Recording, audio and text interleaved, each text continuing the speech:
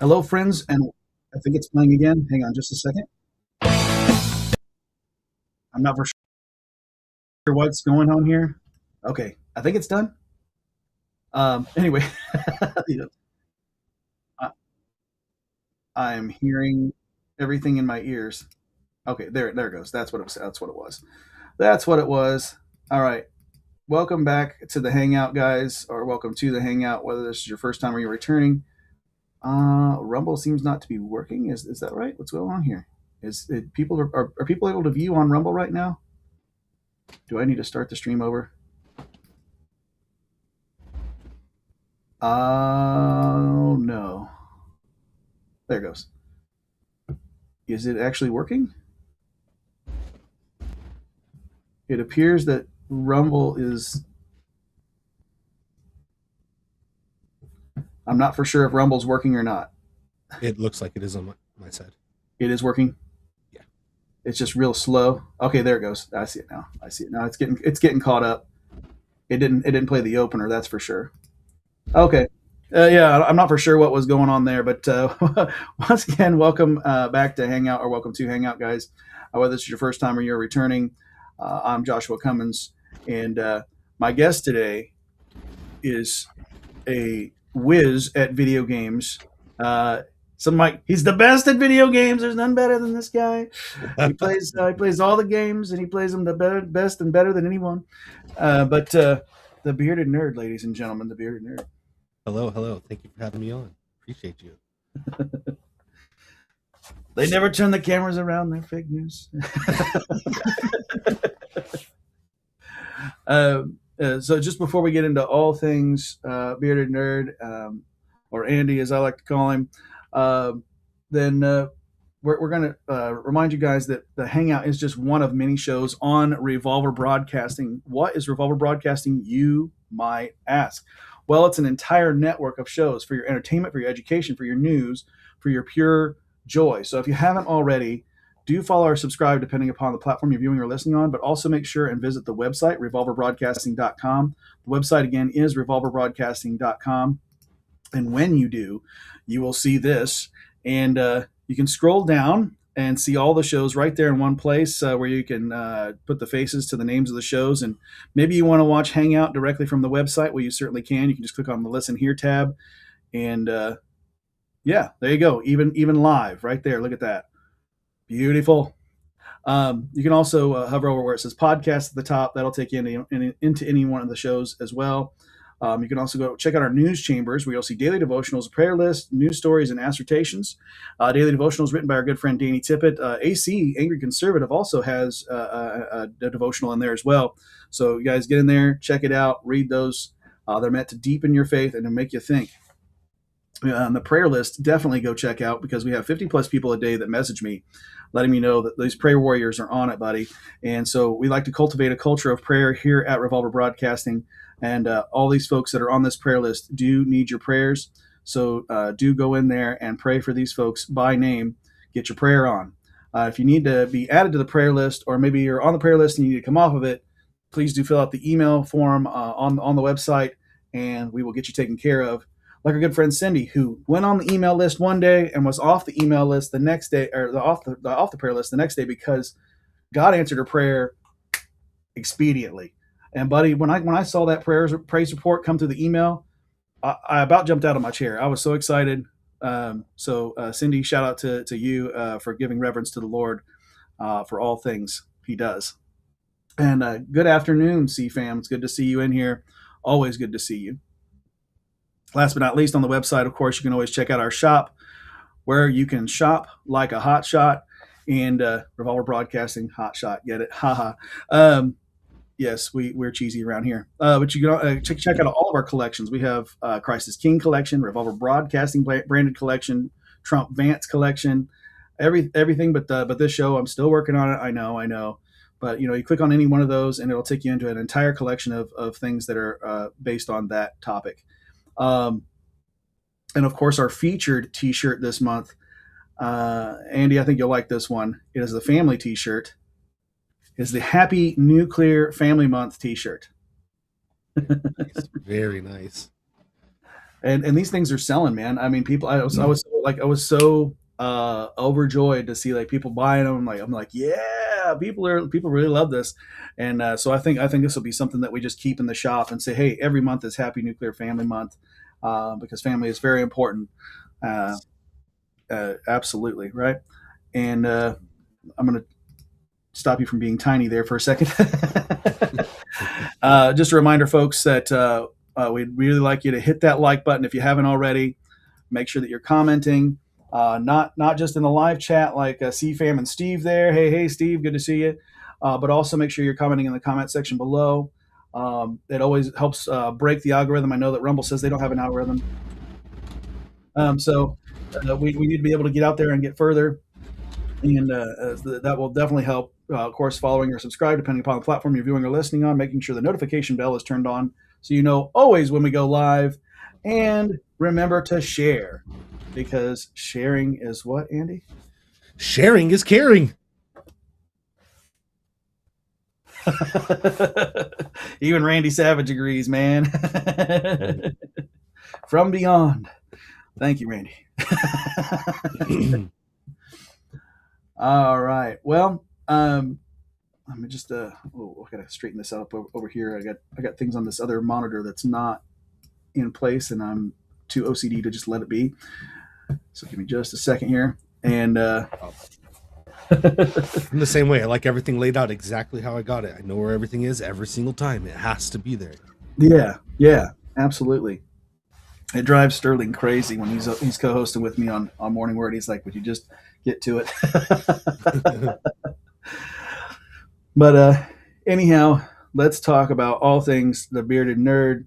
Andy, we got 3 warm-up questions we normally start with. I know we talked a little bit pre-show, so you have a chance to noodle on some of these things, but these are super difficult questions, so look out, to warm up with. But we'll start with, what's your favorite color? My favorite color is purple. Has to be purple. I like pretty much every shade of purple you can think of. Every shade of purple. Yeah, purple is royalty, man. Purple is important. I like purple. Yeah, that's oh, it's not allowing you to leave the chat, CFAM. Okay, yeah. Well, hey, you help out any way you can, and we always appreciate you, CFAM. Yeah, but everything purple, that's awesome, man. I know that's my mom's favorite, and that was my grandma's favorite, so it's got to be awesome if they liked it. So,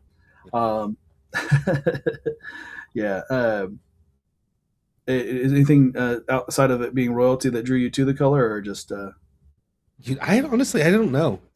It used to be black and green. Like, we won't say the because I don't drink them anymore, but I used to drink Monster a lot, and that black and green was like my thing, neon green. But one day I just, something about purple, and everything has turned to purple. Like almost everything on my channel is purple, as you can see behind me, my logo, purple. Yeah, everything's got to be purple. Everything's purple. Just turned one day, and there's that. Well, hey, it works. I think it looks good, man. I really like it. Appreciate that. And second question is, what's your favorite book? My favorite book. That's right now. It's super hard to put just like attack on one single book, but pretty much anything that's written by Jack Carr.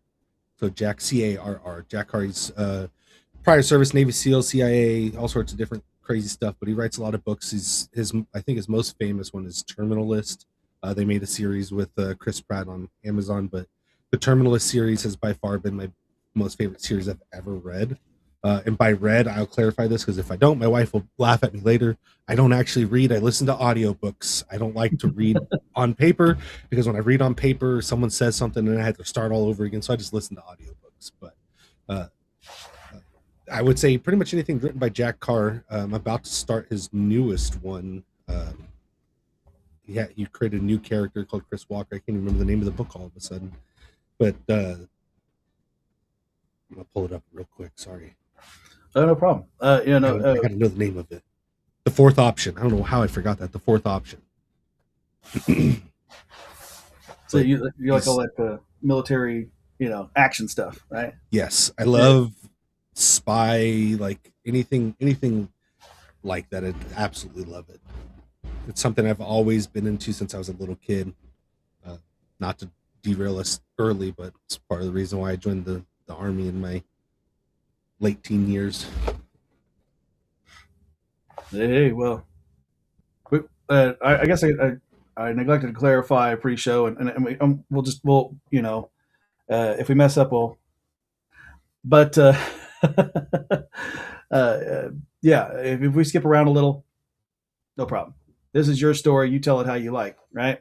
Um, but yeah, that's pretty cool, man. To know that about you. So, well, I guess since you served in the military, thank you for your service. I know you probably hear that a bazillion times, but I Yes. have to say it. That's required, I think. Um, and then our final warm up question will be: what is your favorite movie?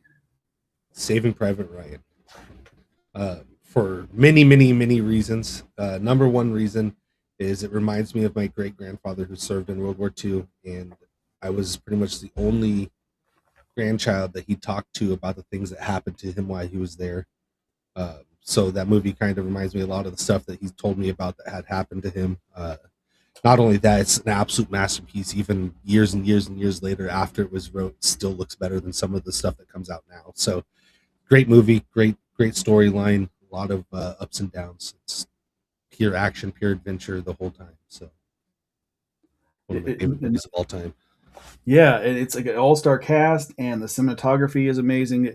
First Yeah. time that we see like real war like on screen. Like, I mean, it looks like Yes. Yeah. if we were to even somewhat depict what folks have gone through, that would definitely be.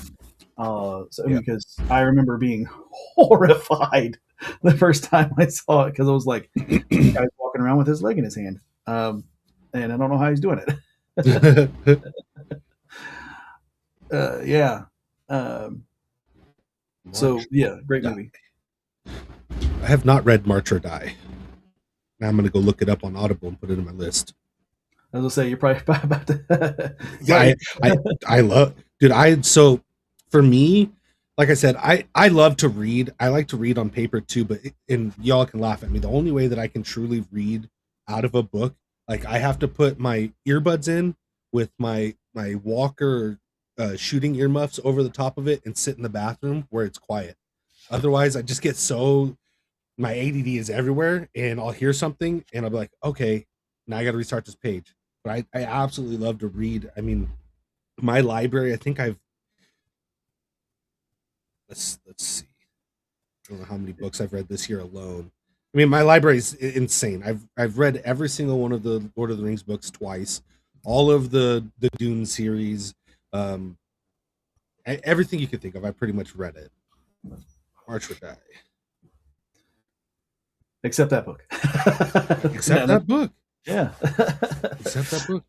Yeah, I think a lot of that goes back to some folks are more auditory than they are just be able to, because it requires like a certain level of uh,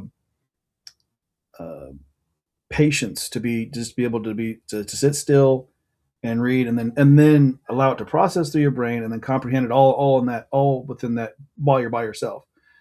Um, and um, the only book that I've been able to do that with is the 66 books of truth, the Bible. But outside of that, man, I have troubles, and I usually have to read that real slow. I mean, you see us on Morning Word, I'm reading everything verse by verse, chapter by chapter.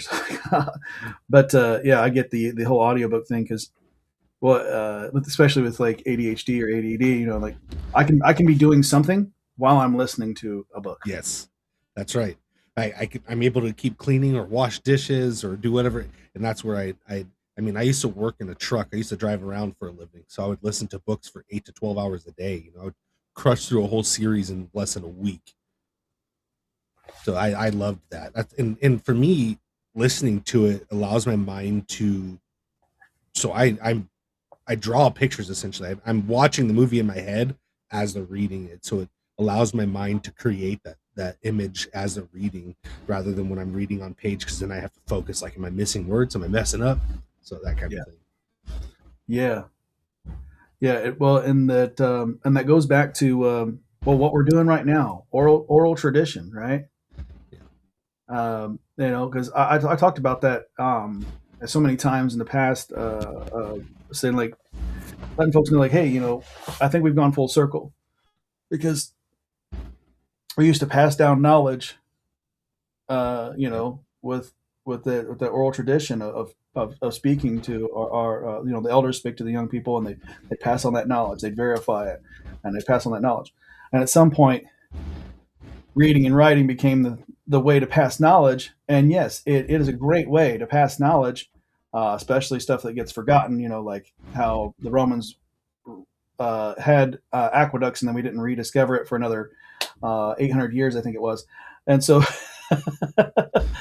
um, definitely a better system overall, but in from person to person, the oral tradition, you can't beat it. There's nothing better than being able to relay information uh, through the spoken word. Yeah.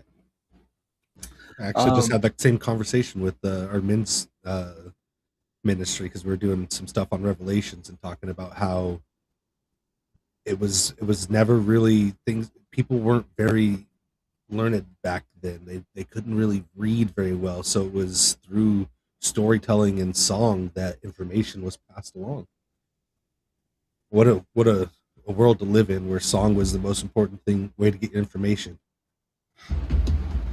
could you imagine you hear a song, and then you have to go up and go, "That's fake news. That's fake news. Get out of here. This guy That's doesn't not know." how it went. You put the wrong verse there. You must be from BNN Bedrock News Network. Bedrock News Network.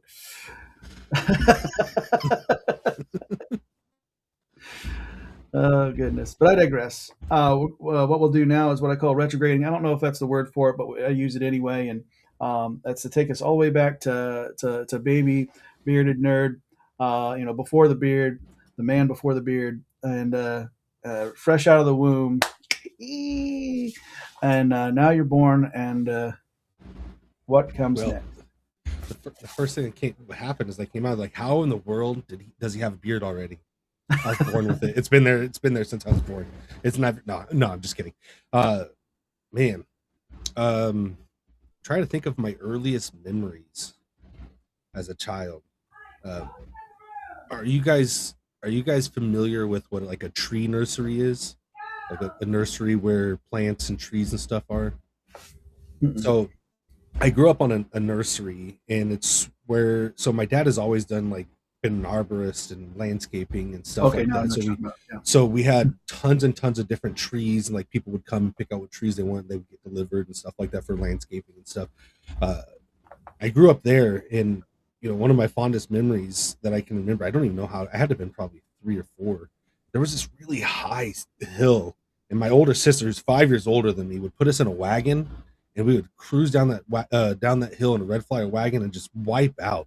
And I mean, I remember doing it over and over and over again for hours during the late winter time. And again, like, trying to think of stuff when I was younger. I have a terrible memory as it is, but trying to think of stuff when I was younger. I got my foot stuck in a post hole Mm. twice. One time we had to call the fire department to get me out because it was concreted in, and we couldn't get my foot out. My dad couldn't break it up without hitting my foot. Mm. And then the other time, it took them like an hour to dig around to get my foot out of a hole. I don't know why I had an obsession with sticking my foot into holes that I couldn't get them out of. Story of my life, apparently, but you know that's one of those things that I remember. I grew up in a place called Whitman, Arizona. It's out in the middle of nowhere. Um, there was no grocery stores nearby. The only thing we had was we called it Wells, because the person that named it Wells. It's Wells gas station. It had like a text code attached to it, but we would walk. I was probably like, yeah. Shelton says, "Yeehaw!" That's one of my real life brothers right there. Uh, uh, so we would walk from our nursery, like a 3 mile walk. I mean, being like 5 or 6 years old in the summer sun with my mom, who's pregnant. So I was probably 3 or 4, walking with my pregnant mom to the store to go get what are those things called? The sweet tarts, the big sweet tarts, the big round sweet tarts. Oh, She would. like Necco wafers. No, they're like the actual sweet tarts, but they're huge. They're like Oh, big, huge sweet tarts, and they're delicious, right? Now I kind of want one right now thinking about it, but my mom would get a craving for those, so we'd walk freaking 3 miles in the heat just to get some candy and stuff like that. But Oh, apparently they're just called giant chewy sweet tarts. chewy, that's what they are, chewy sweet tarts. They're delicious. They're absolutely amazing. I have not uh, experienced this. We got a sweet shop down the street from us. So I think I may have to. I know where I'm going. yeah, oh, they're amazing. They're amazing. um, Sold. Hashtag not sponsored, but Yeah. show Yeah. up. They are so good. Yeah, they are. They're freaking amazing. They're absolutely amazing. Um, man, trying to stay. I remember one year as a kid, probably that I was here with Eddie Hall. You do kind of look a little bit like Eddie Hall. I have no. I don't know. I don't know that. I don't know. You don't know who Eddie Hall is? I don't. It's like one of the world's strongest men. Oh. Okay. I just just googled him. Respect. All right. Yeah. Yeah. Yeah. All right. Uh, Square jaw. Handsome. All right. yeah. Not a bad looking dude. Yeah. Not a bad I'll looking take guy it. at all. Uh, man, I'm trying to think all these things before like the real memories kick in. You start really remembering stuff when you're like 6, 7, 8 years old. I do remember one year. So two traumatizing things that happened to me in that house when we lived on the nursery. One year it flooded so bad that our house was like 8 inches underwater. Wow.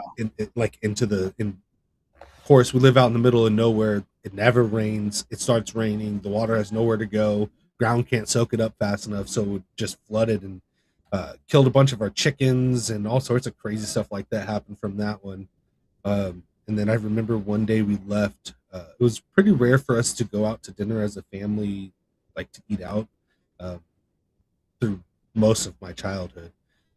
We went out to eat and we came back and my dog had got out of the house and was a little, I don't even know what it was. It's probably a mutt, but he was a tiny little dog. His name was Pepe. Climbed out of the bathroom window, and our neighbors' wolves, they had actual wolves, got into our yard, killed our goat, and killed my dog. And it's one of those scars that it put on me for my entire life. Somehow, every once in a while, I remember Pepe and him getting out of the bathroom, escaping, getting killed by our neighbors' dogs, neighbors' wolves. But that was pretty much it for that house, and I think we moved out of there into a house in the heart of Whitman in the ghetto. Probably not long after that. I grew up in a pretty. To any of my family members that are watching, don't take this to heart. We were pretty poor. Weren't well off at all. I remember many years not having a hot water heater because we couldn't afford to get a new one. So going years without hot water and having to heat up water and pots and pans to fill up the bathtub to have hot water and take baths. And our our clothes washer was outside on the side of the house, and we never had a dryer growing up. I never had a dryer. Didn't even know what a dryer was until I was like 17. Oh wow. Like, what is a dryer? We just have a clothesline outside. You hang them up outside. That's how you dry clothes. Like that's it. So I never knew what a dryer was until I was like 16, 17 years old. We grew up, like I said, pretty rough area, pretty rough life as a younger kid. I remember having holes in the floorboards of the house. Could see the dirt underneath our double wide trailer growing up. Some pretty rough things happened as a kid. I remember our heater didn't work, so we heated the house with our stove, which is a propane stove, which is absolutely dangerous, actually, which I didn't find out until I got older and started working for a gas company. That's actually really dangerous to heat a house with a stove, but we did it through my entire childhood and we survived, so be all right. We did a lot growing up too. Me and my good friend Daniel, both of our houses. As a matter of fact, a couple winters ago, that's all he had to go on until he could get his furnace fixed. So he has a gas stove and he had a tiny house, so it worked. Yeah. It can only be dangerous because the flame can get impinged, and we won't go into all the other fancy stuff, but carbon monoxide. But I mean, I survived. It might be why I can't think straight most days, but I survived. Man, I remember some pretty traumatizing stuff happened as a kid in that house. Mainly, my sister beat me up all the time. Uh, I remember I had to have been probably. I wish she was on here so she could tell me how old I was when she did it to me. My sister was a butthead. My mom and dad were gone, and she grabbed me up, beat me up, a so this was in the 90s, right? Put on one of those like pencil skirts on me and threw me outside, like drug me outside, chucked me outside until I'm a tiny little kid, right? I'm 7 years old. I was scrawny until I was like 10. Beat me up, Sheldon threw says me you were outside and 35. locked. Yeah. Shh. Stop telling people my secrets, Alex. Get out of here. But beat me up, threw me outside and locked all the doors. Dude, I'm like screaming to get in the house. Can't get in the house. So I grabbed a rock and shattered, because we had the older doors that are like squares of glass throughout the entirety of it. So I shattered one of them so I could unlock the door. And boy, did I get in trouble. And somehow my sister still didn't get in trouble, even though she's the one that threw me out the window, smashed my hands in the window as I was trying to get back in the window. And I'm the one that got in trouble for breaking the glass to get in the house because I was embarrassed at 7 years old, being stuffed outside in a skirt. So yeah, who wouldn't do that? And I'm the one that got in trouble for it, not her. My sister's never got in trouble. I was always the one in trouble somehow. I think that sometimes it comes with the territory of being the boy, right? Like the boys get in trouble and the girls get off scot free. Yeah, somehow every time. And if she was in here, she'd be like, "No, I got in trouble all the time." There's only one time I can remember her getting in trouble. Watch her get her butt whooped. And even the one time that she got in really big trouble, she didn't get her butt whooped. So, man, that's a lot of my early childhood stuff that I can remember. But always had mom and dad at home. It sounds like. Mom, yes. Dad, no. Dad worked all the time, and around this time is probably when he really started developing alcoholism through probably a ton of stress. I mean, now being a man now, having my own family, I understand a lot of the stresses that he was going through and what he turned to, trying to keep us alive, trying to feed us, and pardon me. But I mean, I've went through a lot of the same things that, now with my own family that I did then.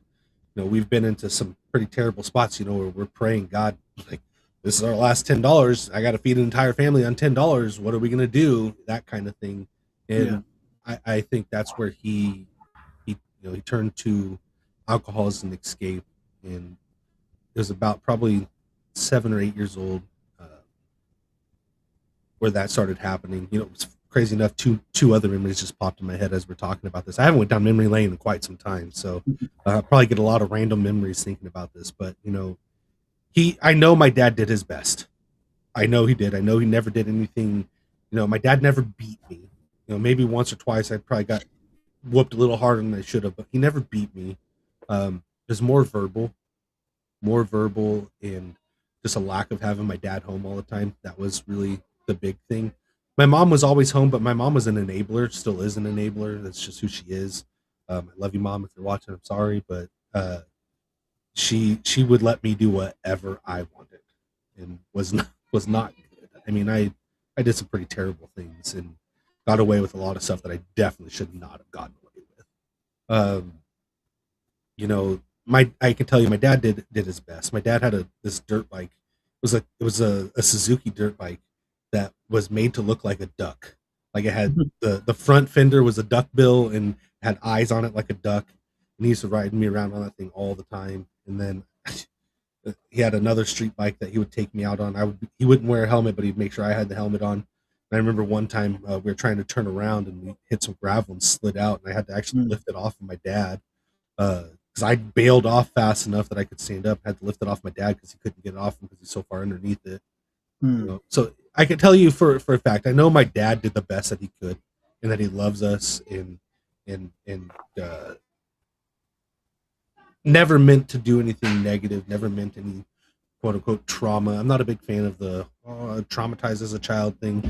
Yeah. We all have that, right? We that's like the parent's duty to traumatize us. You have to have that, or it doesn't make you into a human in long, short form, long, whatever you want to say. But Yeah, Paul says that we have to have hardships because hardships build character and character builds hope. So we have to have all that. um, man, that brings me up to where I was probably about 9 or 10 years old in our house that we were in. Man, I don't want to move too fast here. Am I moving too fast? Being about that 9 or 10, 11-year old mark. No, not at all. So about 11 years old, 10, 11 years old, I got introduced into smoking and marijuana and alcohol myself. I had neighbors that were literal gangbangers. I grew up with the youngest boy. We called him Trini. I'm not going to say his real name, but one my best friend growing up. I mean, I met him at probably 7 years old, and we were friends until I moved out of that house at 17. So best friends. I grew up with this family. They were straight from Mexico, probably the coolest people I ever met. They taught me how to shoot a pig, gut a pig, and make chicharrones, and like everything you could think of, man. I loved being over there with them all the time. They're great people. Um, but their sons, when they started getting older, got into some gangs, and I was probably, I'm gonna say, I started smoking at probably 9 years old, cigarettes, and then probably about 12 to 13 is when I got into marijuana, and I smoked. Now I'm not going to skip too far ahead because there's a lot of memories around that time, that 10-year-old times. But I smoked for quite some time as a kid, and Shelton, you can see there, said going down to the cow ponds and bonfires. That was a little bit later, but that's something we did a lot too. But I remember I earned the nickname Spider-Man because my parents would throw parties all the time for every single holiday. I mean, like everything you could think of, like the most random holiday. All right, let's have a party. Let's have the whole family here. So we had a lot of big family gatherings all the time, which was great as a kid, having all of my cousins there and stuff like that. But we had this huge deck in the backyard that my dad built out of like plywood and pallets. It was just like the most redneck deck you could think of, but everybody loved it because they could get up there and dance. And they would always have 3 or 4 massive ice chests just full of booze. Everything you could think of. I say that a lot, but it's the truth. Like everything you could think of. I'm sorry if you could hear my kids behind me. They're trying to get ready to go to the swimming pool. It's all good.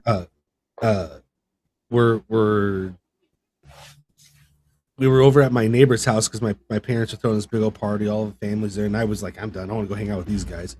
So I'd go hang out with my neighbors, and we'd be, their window would face our backyard. The bedroom window was facing our backyard, and you could see all the people dancing and stuff and what's going on. And the older brothers, again, the ones that introduced me to all the crap I shouldn't have been into. Excuse me again.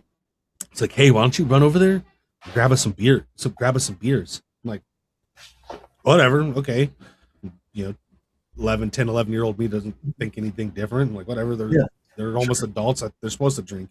So I would jump out of the window and land like Spider-Man, and then they started calling me Spider-Man from that day forward. I'd land like Spider-Man, run across, jump over the 3-4 foot fence that we had in between our yards, grab all the booze that I can, run back, and I would do it all night long for them, and eventually they started getting me into drinking at probably 10 or 11, and I never got caught. Not once. I wish I would have got caught. In looking back and knowing now, like, right, the hindsight's 2020, whatever. But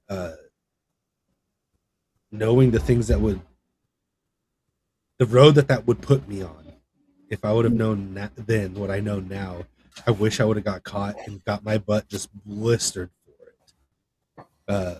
Because it would have made me a better person. Lots of crazy stuff around that time started happening. Stuff with my uncle and allegations against my uncle, and my sister around that time was starting to separate herself from the family because she was getting older. She was 5 years older than me, so at about 13 years old, she was already moving out of the house, getting ready to leave. obviously hard home life, and as soon as she turned 18, she did everything she could to get out of there. Then it didn't bother me at all that she left. Like, I mean, it bothered me because my sister left, but I also got to take her bedroom, so that was great. I'm like, see you later, I get a bedroom now. But I always make a joke with her now. I'm like, you've left me, I can't believe you left me with these people, messing around with her. And she gets very emotional over that, because she felt like that's what she did truly, but I never ever held that against her. But stuff like that started happening. I mean, I have this conversation with people all the time about letting my kids, like, I have a QT that's right down the street from me, a Quick Trip that's right down the street, and I won't even let my 12-year-old walk there. It's not even a mile away. I wouldn't let him walk there by himself. There's no way. And I was 6 years old walking 2 miles to my grandmother's house all the time, and it was just normal, and things, the way we grew up then is so much different now. I'm like, I don't trust my kid to walk a quarter of a mile away, let alone walking 2 miles to go to my grandma's house by myself at 6, 7, 8 years old, like I was allowed to do. I used to my uncle, of course, the one that ended up getting these allegations against him later on, but he had Dish Network, which was like this huge thing, because none of us had cable television or anything out there. It was just, one was either too expensive or you just couldn't get it where we lived. Right. But he had Dish Network when Dish Network first started out there. So there would be days where I'd be like, I don't feel so good. I don't feel good. And my mom would be like, well, you got to go to your nanny's, because my mom actually worked at our elementary school later on in her life. And probably 8, 9 years old, she was working in the cafeteria at elementary school. She's like, you got to go to your nanny's house. I'm like, oh no, I don't want to go there, because my uncle lived there. And nanny meaning grandma. I go there just so I could watch Sailor Moon and all these cartoons on his on Dish Network, because I couldn't watch it at home. So I'd go and watch. I would pre-record his, like, and this is when TiVo first started, and he paid all this extra money for TiVo and stuff, right? So, like, go ahead and record whatever you want. So I'd just record all these shows and go back and watch them, pretending that I was sick, all the time. And I don't know how I got away with it for so dang long. I'm going to say you probably didn't technically get away with it. They probably just like, yeah. What's going on at school anyway? Well, honestly. And I went, our podunk school was ridiculous. Well, you would have to realize back in our day, traffic wasn't as bad and as much, dude. So there was as many weirdos, right? It just wasn't as well known, wasn't as public. And I think that's a part of it, is now that we have been, educated on how many weirdos there really are out there, it makes my spidey senses tingle all the time. And now I have that Citizen app that tells like, you got a weirdo, I don't want to say it because I don't want you to get in trouble on any of the other platforms, but one of those child liking people moved in nearby. Maps. I'm like, oh, great, cool. Maps are the term. I know what you're talking about. That's the term. But it definitely wasn't as populated here, and being out there, it was like, I don't know, 2,000 people. I don't know, it was a tiny little city, but growing up like that was different, man. It was slower. We would at 9, 10 years old, we would go out into the desert for hours. You have to be back when the sun comes down. I mean, I was going rattlesnake hunting at 11, 12 years old. My dad would let me take my pellet gun or a 22 out, and we go rattlesnake hunting all day long. If you saw a 12-year-old walk around with a 22 right now in the desert, you're going to jail. It's crazy. Like, back then it was just normal, dude. Like, taking pocket knives to school. So in the 90s, I could still take a pocket knife to school and not get in trouble. That's how podunk my town was, right? They didn't care about that stuff. And now it's crazy, dude. You couldn't even take a penknife to school without going to jail. Everybody thinking that you're gonna do something crazy, have different intentions than what is used for. Yeah, exactly. And that actually, so again, growing up like that, I want my kids to grow up like that. My son, my younger son, carries a pocket knife everywhere he goes.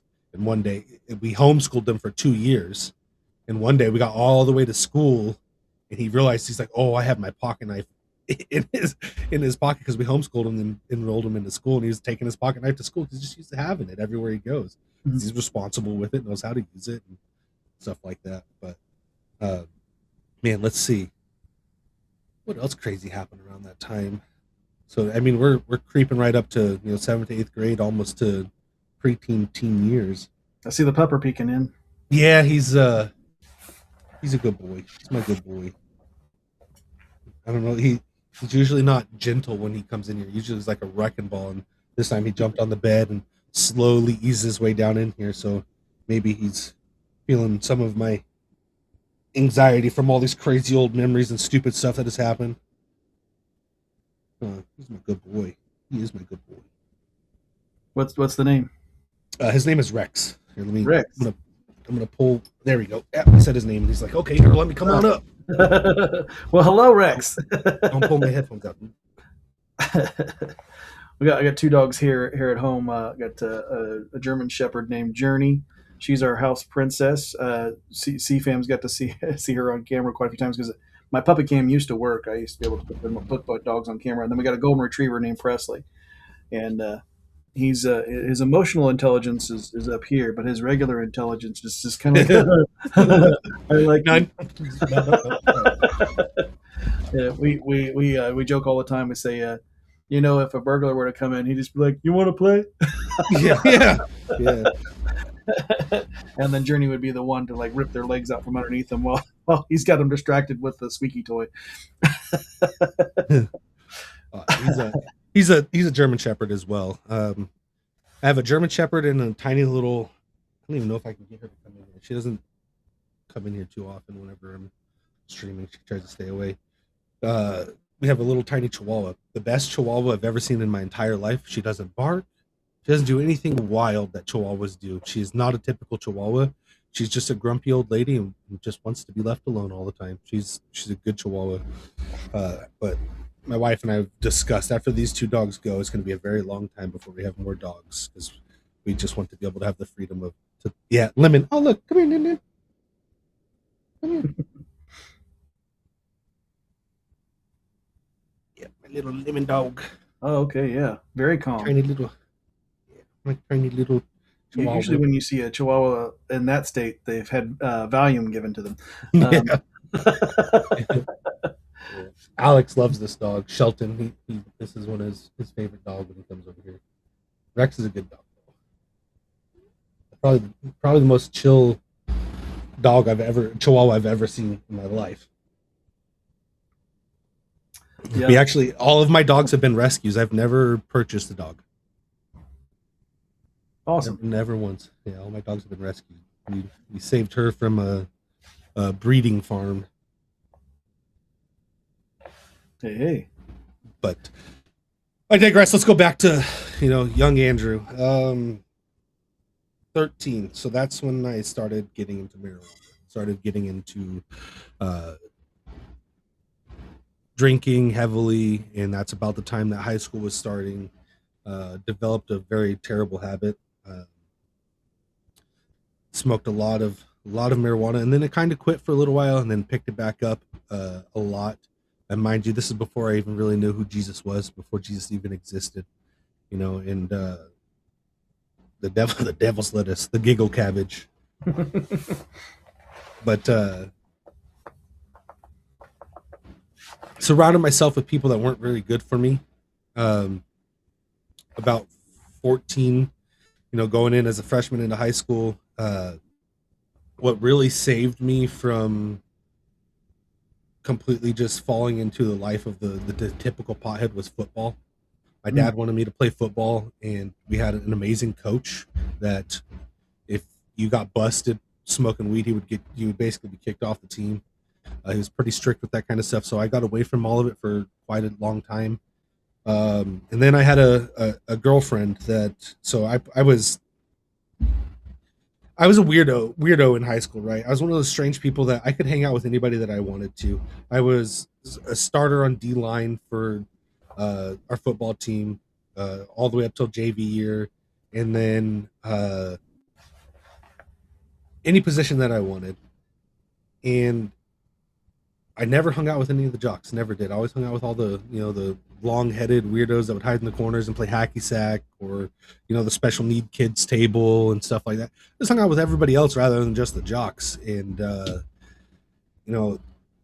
I was very good at football. One of those things that I don't really say I was very good at anything, but I was very good at football. And I had a girlfriend at the time. I wish I could say this, and again, hindsight, I wish that I had met my wife as a freshman rather than when I met her later on, which we'll get to that obviously. But this girl's like, all you do is play football. I'd never see you, blah, blah, blah. So I quit playing football. And I told the coach, hey, and mind you, I'm probably 15 at this time.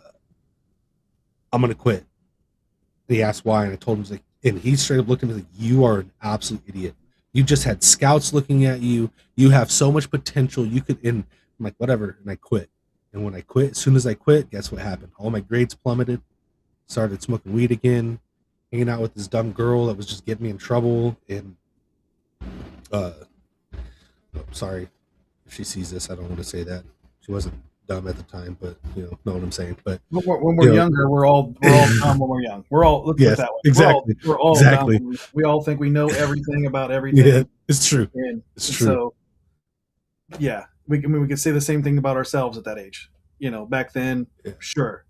Now we've got wisdom, all the stuff, but then, we're all dumb back then. And I made a lot of bad decisions in. He's saying tonight's coach would have called 100%, and Shelton knows the coach because we went to the same high school too. I'm sure if he could have, the coach would have literally bonked me in the head and dragged me outside and showed me a lesson or two if he wouldn't have got arrested for it. Because I'm telling you, this coach, he was probably one of the best coaches I've ever seen in high school. A mountain of a man. He's like 3 of me, and he was like, I don't know, 6'8", something like that. Dude weighed probably 450 pounds. That could do a roundhouse spinning kick and knock over dummies, like the football dummies, with a roundhouse kick. He was a monster. It's crazy. But he actually cared about his students and his players, which you don't see too much anymore. It's always just about the game and the game only. And he I remember a kid using creatine and something else got suspended for 2 games for something simple like that. And creatine wasn't illegal, but he didn't want it in his team. He didn't want anything that was remotely performance enhancing, which now we know creatine is not performance enhancing. Yeah. I won't go down that whole thing, but it's used all the time now. Yeah. Yeah, but solid muscle, he would have me punch him in the stomach. Yeah, see, and sorry, not to read your chat, but that's the definitely that's the thing. He was engagement. What a wild coach he was too. And speaking about that coach, one day I never have. Are you familiar with the term courtesy flush? Yes. So I didn't know what that was. I'm in the bathroom and I hear, someone bust through the door. Sits down next to me and I'm like, who the heck is that? And I look down, I'm like, that looks like coach's shoes. Why is he in the regular bathroom? And then he's going to the bathroom. He goes, yells, courtesy flush, and flushes the toilet. I'm like, what the frick is going on in here? And I'm like, Coach, is that you? He's like, yeah, what's up? And then he said my last name. I'm sure people have seen it, but I'm not gonna dox myself any further than I already have. Right, yeah. He's like, is that you? I'm like, yep. He's like, well, you're welcome. And a minute later gets up and walks out like nothing ever happened. Like, this was the most awkward experience I ever had as a 15-year-old. My coach walks in, busts the doors down, comes in. I'm like, what the heck is going on, dude? And that was, some of the crazier stuff that happened. I will say, in high school, I wasn't much of a partier. I didn't really go to parties. I didn't really go to any of that. That wasn't really my scene. I did a lot of the dumb stuff, but without the party scene. Am I progressing too quick for you? We're into my early teen years here. No. Hey, this is your story. You tell it how you tell it. It's completely unfettered. And that'll just if we have more time at the end, it's just more time to talk about what you're doing now, and general conversation. So, yeah. Patient. So, dang it! One sec. Darn dog came here, got hair everywhere. Gotcha. Shedding mode, so hair in my mouth, hair all over me. Oh yeah, I'm used to it. Yeah, it's the German Shepherd glitter. yes. I'm over here trying to get it off my keyboard and stuff. But so at 16 years old, I started. We'll say I had a job at 16. I had a job from when I was 9 years old. We had a local racetrack called Speed World, which is now closed, which is one of the most devastating things that ever happened to me. Because it was not even just, it was a moto park. We had every kind of dirt bike stuff you could think of. All the flat tracks. We have freestyle dirt bike track. Lucas Oil just built an off-road track there. Drag strips. I mean, everything you could think of. Just a massive motor park. And I started working there flagging on the motor park at 11 years old. I helped my dad at 9 years old. I got my first BB gun because I helped my dad. He taught me how to use a backhoe. I dug the holes. We planted trees down the strip, and he paid me with a BB gun. I mean, 9 years old. My dad was outside of the backhoe. I was operating the backhoe, digging as he was telling me where to drop stuff, and taught me how to do that, which was one of the coolest experiences of my life. Learning how to operate this gigantic tractor at 9 years old. You're like, yeah, this is cool. This is like the coolest thing ever, And that free child labor, he bought me a Daisy BB gun. But I grew up on that track. I lived on that track. I was there every single weekend, and one of the greatest places I ever went to. When it closed, it was really devastating. But that place, I spent a lot of weekends on that track, and that's actually where I got addicted to energy drinks. Which, I mean, we can still see it's not entirely gone. I'm definitely better than I was before. That's for sure. I drink pretty much only Ghost now, but there was at 16 years old, my friends and I went, and there was a guy that was sponsored, a drag driver that was sponsored by Monster. And he's like, "Hey, you guys want a couple of Monsters for free?" And I'm like, "Yeah, definitely, of course we do." I mean, 16 years old, Monster. My mom won't buy them for me. I'm gonna get them here. Yeah. He's like, "If you guys help me pack my coolers with the Monster and ice, I'll give each of you a case." And sure enough, what Shelton just said right there, that's what should have happened. So this is when Monster Assault first came out, and that was my favorite flavor of Monster.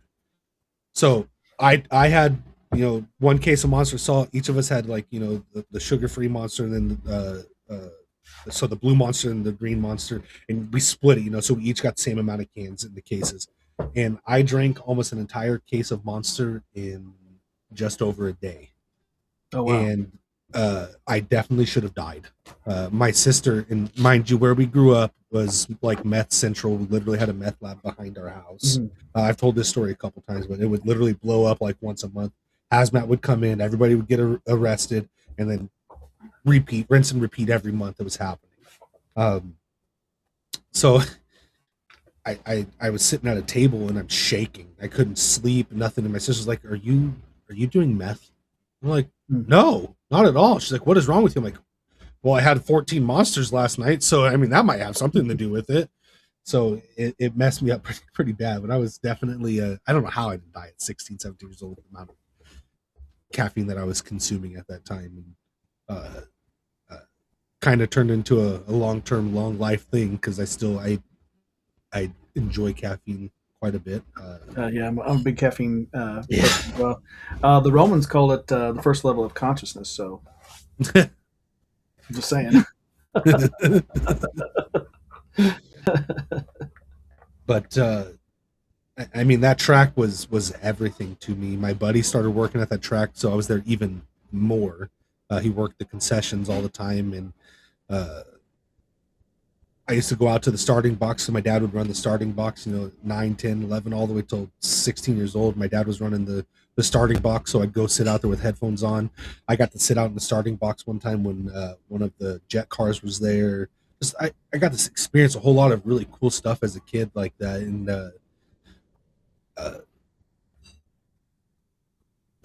learned a lot of things and did a lot of things on that track that I probably definitely should have and shouldn't have done. But spent most of my formative teen years at a drag strip, which was, not a lot of people get to say that I lived on the drag strip. I was there, probably 3 to 4 nights out of the week, every single week, especially during the summertime when they did like the hot summer nights and people would run what you brung, and it was dirt cheap. I mean, once we started driving, we would pay to, I mean, we raced all sorts of weird stuff on the track. My buddy had a Bronco that we would race on the track, right?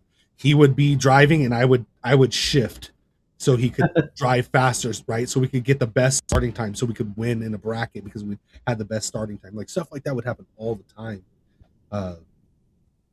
And then, around that 16, 17-year-old me started realizing how much I wanted to be in the Army. Hearing the stories coming from my grandfather, the old Bronco. Yep, my friend David had that old Bronco 2. That thing was ridiculous. And boy, did we get in trouble in that thing a couple of times. Actually, so A lot of trouble happens with Broncos. or the golf carts. Yes, we did it in the golf courts all the time too. Man, some of these memories are just wild. He was guessing I actually bring it to a specific Bronco, you know, a white one, and then yeah, yeah, the '90s white Bronco. And it was always on E for some reason, always on E. Man, so recently, you know, one of my childhood friends, another person I would consider a brother, his dad passed away, and we were reminiscing on all the things that had happened to us, you know, while he was around, and all the stories and jokes he used to tell. But there's this one story where him and I were in the Bronco just tooling around in the desert by the cattle ponds, and he's like, "Hey, do you think this thing will hit that jump over the quad jump really good?" I'm like, "Let's test it out." So he lowers it 40 miles an hour, and we hit this jump and just ooh, and like true to a Bronco. I mean, we were bucking up and down after we hit, and I mean, it was. I remember looking at him, and it was like in slow motion. My head would hit the roof, I'd hit the seat, and then my head would hit the roof, I'd hit the seat, and then all of a sudden it goes pup pup pup pup, pup and the truck shuts off. Oh. And we're like, oh no, we are dead. And we tried all sorts of stuff, couldn't get it to start. And he goes, my dad's gonna kill us. We have to do something. He can't know that we hit this jump. So we got out and we pushed the truck, like, I don't know, it took us 20 minutes to push the truck as far away from the jump as we could. And he calls his dad. His dad comes out there furious, of course, like any dad would be, furious. Throws a tow change on there, screaming and yelling at us, and he tells my friend, get in the driver's seat. And then I'm in the back of his dad's pickup truck, looking at my buddy through the window, freaking out as we're flying down this road. Yes, exactly. Flying down this dirt road that's washed out to all get out, man, and just slamming into every hole. And I'm watching him in the back, trying not to cry, freaking out, because I mean, we're 16, 17 years old, and his dad is just furious, flying down this road, towing him to get us back to the house. We get to the house, and he's like, do you think I'm stupid? I know you hit that jump. I can see where you pushed the truck. And we're like, oh. You know, and a few minutes later, he walks out to the truck and, you know, does a couple things and like taps on something and then starts the truck right up. He's like, all it was a loose wire, you morons.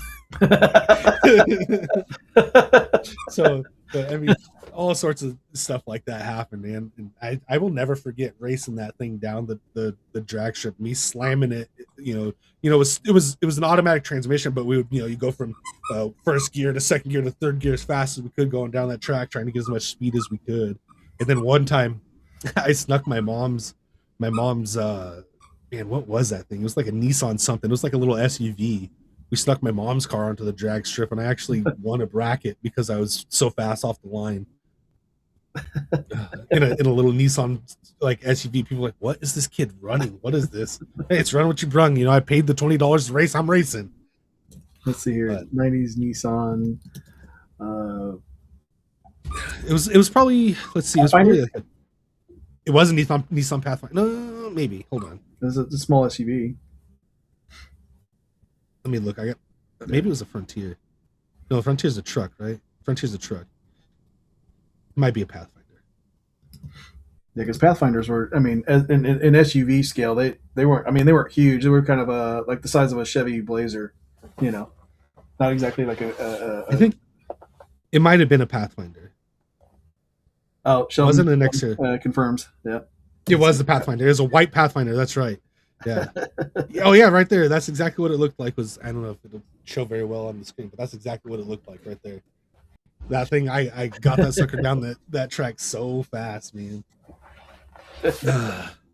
Man, it's crazy old memories. Mind you, around this time, I went through like these ebbs and flows of getting away from drugs and doing drugs and stuff. And, you know, I was probably 17. This is one of the memories that I remember that makes me like heartbroken about myself as a child. I remember being at my friend's house and my parents were out of town for the weekend. So I was going to have friends over just to hang out. Like, it wasn't like we're gonna all go get drunk and do stupid stuff. It was literally everybody was bringing their dirt bikes over to our house so we could ride in the field behind our house and just hang out at our house. Yeah. And I ruined it. I ruined this for everyone, really. And this is the first time that Alex Shelton in chat really came over to my house before we became friends. I went to another friend's house and he's like, "Oh, I just got a half a pound of weed. You guys want to smoke?" I'm like, "Sure, why not?" So he pulls out all the paraphernalia you could think of, all these different bongs and all this stuff, and he's like, "Well, let's just smoke as much as we can." Mm. And I remember texting my friend, "Hey, just honk your horn when you're out front. I'm at, so and so's house. Come and pick me up, and then we'll go to the house." I remember smoking so much weed that I literally blacked out, and it was like I would close my eyes and I woke up and he was honking his horn, and then I closed my eyes and I woke up in his truck, and I closed my eyes and I woke up in my bedroom, and I closed my eyes and my friends were there, and I closed my eyes and I woke up and I was sitting on the hood of a car where everybody's riding their dirt bikes. And I mean, I completely missed out on life because of that. And that's one of those memories that just breaks my heart. Like, what was I doing as a kid? And my life was not that bad that I needed to supplement things with substances that didn't matter, and falling into the lies of the devil and the things that he did, and that was one of those wake up moments. And at 17, so about 17 years old, I believe, let's see, 2007, I was 17, was the last time that I smoked weed, other than one other time after that. But I haven't touched marijuana in over 13 years. I haven't drank alcohol in 12 years. Amen. Completely sober from everything other than caffeine, honestly. And occasionally, I've used nicotine pouches, but it was more on a dare because I can't handle nicotine. I'm like super sensitive to nicotine, and everybody thinks it's really funny because like a 2 milligram pouch will knock me to the ground and make me crawl around like a baby. Like, it's that bad. I can't do it. So everybody's like, it's so funny to watch that happen. But I fell into the nicotine. A friend of mine gave me some nicotine gum. He was like, here, try one of these, and I was like, this is not going to work out. And I took half a piece because I knew it wasn't going to work out. I started chewing. I started coughing and hacking. He was like, "What's wrong?" And I was like, "I can't." Yeah, hearing all the colors, even probably your favorite color, purple, and yeah. So right there with you. Can't do nicotine. Shelton said, just to be clear, it wasn't me who had the weed. No, it wasn't. He was just coming over with a friend. It was a different friend's house. It wasn't Alex that had that. But man, where was I? What was I at? Falling into that. So I was 17. He is the one that pressured me into the nicotine. He did peer pressure me into the nicotine because he didn't believe me. He didn't believe him. Like, dude, it's gonna make me sicker than a dog. No, won't, you're fine. And I did it. Actually, I was at his house and I thought I was dying. I had to lay on the floor. I had to sprawl out on the floor because it was so bad.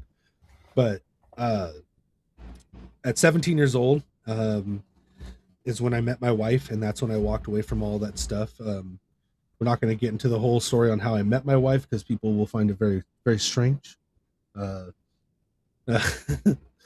Strange is good to me, but yeah, it's up to you. So it's a running joke in both of our families because I met my wife, and nobody jumped to conclusions.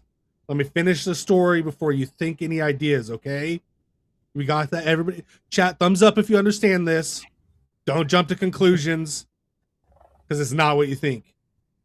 All right? I haven't told the story publicly ever. So my wife and I met at my family reunion. All right, everybody have their laughs. Yes. No, she's not related to me. So our family reunion we always thought it was boring. It sucked. So myself, I would always bring a friend. My cousins would always bring their friends. Everybody would bring as many friends as they could so it didn't suck. So I'll add some funny stuff to this, which is they're probably not gonna be happy about it, but I brought my friend Josh with me, and my cousin Shauna brought my wife with her.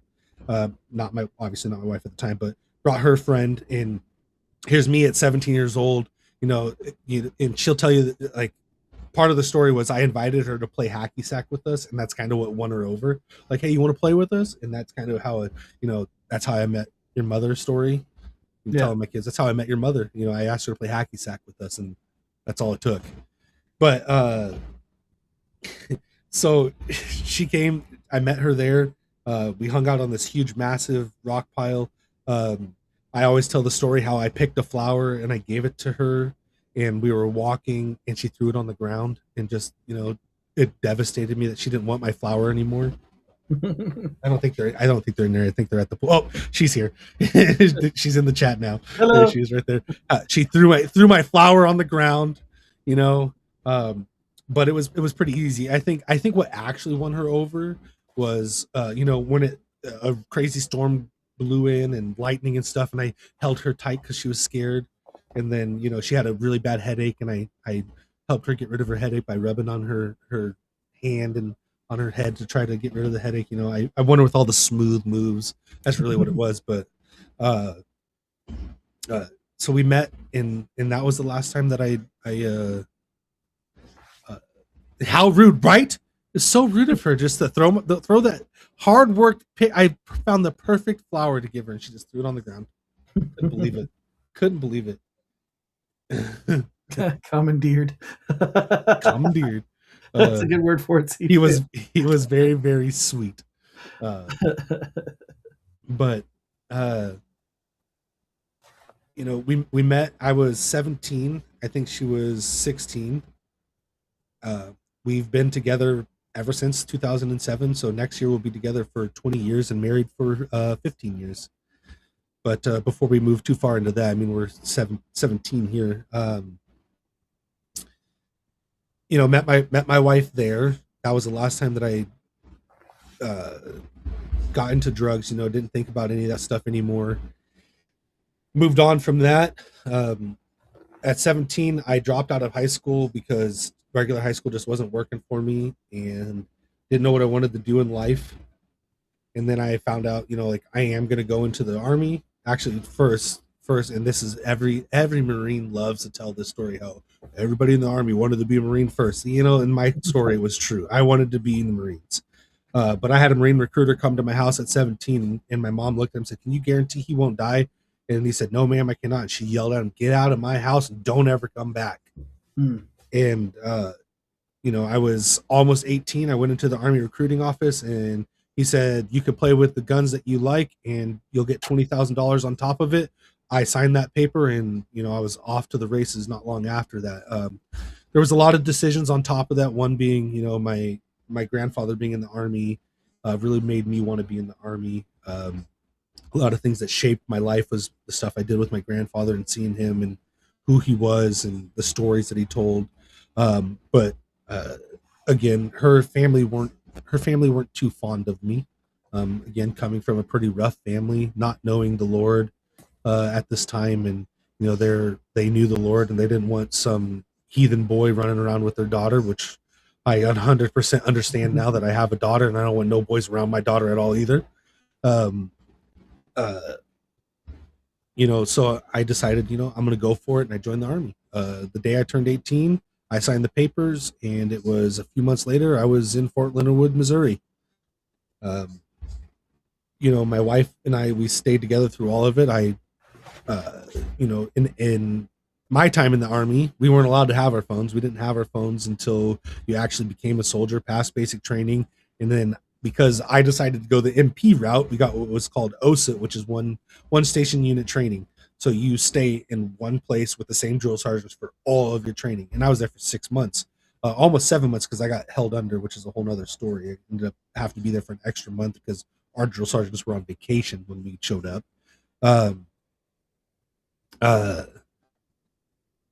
She stuck with me through all of that. Her parents still weren't too fond of me. And I mean, I understand why. I don't have any animosity towards them for it, but joining the Army, I think, was one of the turning points that they kind of realized, like, okay, this guy's not such an idiot. He's actually trying to do things right. I stuck it out. I made sure they knew that I loved their daughter, and I was staying with her regardless if they wanted it or not. And Yeah. Sure enough, here we are, almost, next year will be 15 years that we've been married. But Congratulations on that. thank you. Let's see. So 18 years old in the Army. I was 18 years old when the first time I really saw snow in Missouri, which was wild. It was kind of crazy because I got there in August, I believe. So in 6 months, I got to see all of the seasons in Missouri. It was one of the coldest winters on record while I was there. It was like negative 65 with a wind chill out on the CP. So we're out there in freaking PT shorts and t-shirts and just tennis shoes, freezing our butts off. I remember being out there just shaking in formation, trying to stand still, faces blistered red from the wind and snow hitting you in the face. And the drill sergeant opened the door like this much, goes, "Privates, get inside." Closes the door, and then we had to do PT inside because it was so cold, and they knew it. Like, they just made us go out there to suffer, and so I mean, now we're in my start of the Army and basic training. As I said, I was an MP. I was a military police officer. Probably one of the coolest things that I've ever done was being MP. The training was kind of wild, learning law and how to enforce law and stuff like that on a military installation was pretty cool. The classes and stuff were pretty rough, long days. Some of the coolest experiences I ever had was in basic training. Met some really cool people. Some of them I still talk to this day. Not a whole lot of them. A lot of them have passed on in one way or another. And sorry to hear that. Some pretty crazy stuff, stories that we heard right after basic training. We lost one guy literally months after basic training because his unit deployed as soon as he got out of basic training, and he got blown up by basically a Pepsi can. A homemade grenade blew him up and killed him. They threw it down a Humvee, and that was when they started throwing homemade explosives in Humvee turrets and blew him up. But being there was one of the coolest things ever, because marching all day, like, it seems so tough, but I will tell you, like, the Army life is the easiest thing you could ever do, ever. It was easy. You do what you're told, when you're told, how you're told. They feed you, they give you clothes, they give you everything you need. You just go. It was easy. I loved it. Met some really good people in basic training. I remember one night in particular where myself and another guy were having just an absolute hard time and sitting on our cot next to each other, just bawling our eyes out, ready to go home. They were just done, ready to go home, completely wore out, exhausted, nights on end of no sleep and just getting beat up all the time, and ready to go home. And looking at him, and both of us are sitting there with tears in our eyes, and like, that moment where you just turn and look at each other like, oh God, gotta suck it up, gotta quit looking like weenies sitting on this bed. We're good, wipe the tears off. All right, we're good. See you tomorrow. That kind of thing. Yeah, darn allergies. Yeah, exactly. Man, I'm trying to think of some good stories in particular that happened in basic that just, well, I remember I got really sick. I almost died in basic training, actually. I got upper respiratory infection that was so bad that I was coughing up blood and stuff. And there's this thing when you get into basic training that you can get reset or held over because you get injured or sick or something. They reset you. Mind you, I'm already like 3 months into this. Winter's not even here yet. It's maybe 2 months into this. So August, September. So about the October time, it's not even cold yet. It's still hot as crap out. I'm shivering and just absolutely freezing during the day while I'm just dripping sweat, but shivering, can't breathe very well, super sick, sweaty, stinky. One of the drill sergeants looks at me like, almost said my last name. He's like, "Do you ever even take a shower?" I'm like, "Yes, drill sergeant," because I'm just drenched and sweaty and stinky because I'm not feeling good. I didn't want to go to see the CTMC because I didn't want to get reset or held over. I go into the bathroom one night by myself, which is it's pretty much a no-go. You're not really supposed to go anywhere without anybody. And another person happened to walk in there, and I'm coughing, and I cough something up, and I spit it into the sink, and it's just a big old chunk of blood. And he saw it, and he's like, "Oh, I'm going to tell drill sergeant right now." And I'm like screaming, "No, don't go, no, no, no, no, no," because I didn't want to get reset. And so he tells the drill sergeant, and I told the drill sergeant, I'm like, "Yeah, it's been like 2 weeks. I'm not feeling good." He's like, "In the morning, you are going whether you want to or not." I get there, they check my temperature, they look at me, and meanwhile, I'm watching all those other people get their temperatures checked, and they're giving them like a yellow folder, a pink folder, a red folder, an orange folder, a green folder, whatever. They walk up to me and give me a black folder. "You need to go immediately to the back." I'm like, "What the fuck is wrong with what?" Yeah. I get back there, I find out that I had 109 fever. Wow. You're not allowed to sleep ever. They don't ever let you sleep. And they looked at me, they're like, "You are going to go to the back here. We're going to stick this in your arm. You're going to get an IV with this and holding all this stuff, and you are going to sleep." So I'm like, "Oh, I get to sleep?" So they put me in the back and sleep. And they're like, "You have 1 week. You are not allowed to get out of bed. You have to stay in bed 1 week." So I'm like, "Cool. Now I'm screwed. I'm going to get reset." Thank the Lord, I had some of the best drill sergeants available at the time. Drill Sergeant Warner saved my life from being reset. We had a Humvee class that you had to attend. He wrote my name on the paperwork and then came in and gave us a breakdown, me and one other guy, a breakdown on how to operate the Humvee. And he's like, "The day after you guys are done being on this is the day that we have the Humvee driving course. You are going to pretend that you know everything about this Humvee, and you're going to drive on this course like you've done it before. Do you understand?" "Roger, sorry, we'll do that." And sure enough, he saved me from having to be reset, missing two required classes because he didn't want me to get reset. He was a believer in Christ, and at this time I was as well. I had several conversations with him and a few other soldiers about Jesus, and it was pretty cool. He always called me by my last name, but incorrectly on purpose. And I'm like, that's not my name, Drill Sergeant." He's like, "What'd you say?" I'm like, "That's not my name, Drill Sergeant." And I told him, like, "This is how you properly say it." And he's like, "Okay." And then he said it wrong again. I'm like, "Got it. That is not my name. I understand." We had, there was one day, and mind you, this is why I'm sick. Our window faced what we called Send Me River. So every time that it would rain, I was in Alpha 795. So every time it would rain, this center area would just fill with water. And mind you, in Missouri, it's raining constantly towards the end of September. A kid, I say a kid now, but one of the guys got off the bus and took off running when they came back from the range and ran into the commander, bounced off the commander. And they said, "Oh, okay, we don't want to pay attention," and made everybody climb through Send Me River. And they just got done cleaning the barracks, right? So like everybody's gonna low crawl through Send Me River, and then you're gonna go upstairs and change, and we're gonna do it again. So everybody, and mind you, I'm sick, so I can't even do it. So I'm staring out the window watching these guys get yelled at and just drug through the mud for hours and hours. And then they come up, the whole barracks is just absolutely devastated. And mind you, when you're on bed rest, you're not even allowed to be out of bed. So technically I wasn't supposed to be looking out the window. I would have got yelled at, all the other stuff, but whatever. But I remember all these guys having to come up and literally go into the showers in full clothes just to get the mud off their clothes, and then have to re-clean the entire barracks before they were able to go to chow. And then like nothing was done, so it was just a super late night for them. And here's me laying in the bed, everybody ready to kill me because I couldn't help. So I'm like trying to hide and be away from everybody. But that was one of those things. I'm like, well, I'm glad I'm not down there with them. Glad I'm sick today.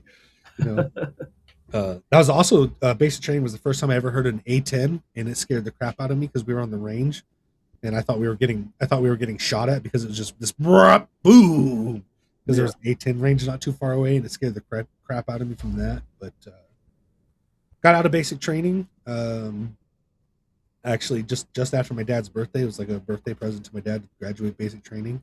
Got out of basic training and got home, got to my unit. I did reserves, which was probably the dumbest thing I ever did. Any of you that are contemplating going into the Army, go into the regular Army, not reserves. Or if you do it, do a National Guard. Be a nasty girl instead of reserves, because reserves is ridiculous. At least in the National Guard, you'll get a little more training. I had a unit that wasn't so great. I ended up getting hurt. I ended up messing up 3 discs in my back, and I fell out of a Humvee in full kit. I went to get out of the Humvee, twisted my back, and fell. Mm. got hurt really bad, and then they pretended like it never existed. I had to run the PT test the next day, and I was in the middle of the run, and my back seized up, and I was like a lawn dart onto the track. It's funny, just Mm. stopped. I'm like, well, I'm done. I need help up. I had all the paperwork, and long story short, I got the short end of the stick. I have zero benefits, zero anything, and took severance rather than actual discharge. So I now have, so it started as an other than honorable discharge, now honorable, because all of my paperwork disappeared because the person that was in charge of the paperwork was getting transferred to a different unit, and they shredded a bunch of paperwork, and it took me finding all my affidavits and everything and resubmitting stuff to fix it. But I still don't have any benefits, but I have an honorable discharge, so that's all that matters to me. No, I'm not a scumbag. I put my time in. I got hurt and took the short end of the stick, and looking at it, I wish I would have stuck it out a little bit more and tried to get better in the army and stayed in, but was either get out with this or stay in and deal with this. And I was like, this unit sucks. They're getting ready to deploy. I can't even go on the deployment. I'm worthless. I shouldn't even be here anymore. So I took the exit strategy and got out, which I regret to this day. This is also the first time I've ever talked about that on anywhere. I very much do regret not staying in and sticking it out. I thank the Lord that deployment nobody was lost, but we lost our commander. He was moving on to get his major to get his major rank, and we ended up getting like a first lieutenant or something in, or first lieutenant in, and she had no clue how to run a company right before deployment. And I'm like, I don't want to go on this. I don't want to die. I don't want other people to die. I'm done. And couldn't go on it anyways. I was in they called it the Fluffy Bunny platoon, where all the broken toy soldiers were. Yeah. I wasn't able to deploy as non-deployable. It's across all my paperwork, non-deployable, and it made me feel like crap and worthless, and didn't want to be in anymore. It was pointless for me to be there. They couldn't even use me to be used how I was supposed to be used, so I wanted to get out. Again, to this day, is one of the hardest things I ever did, and I threw it all away, and I should have just stuck it out.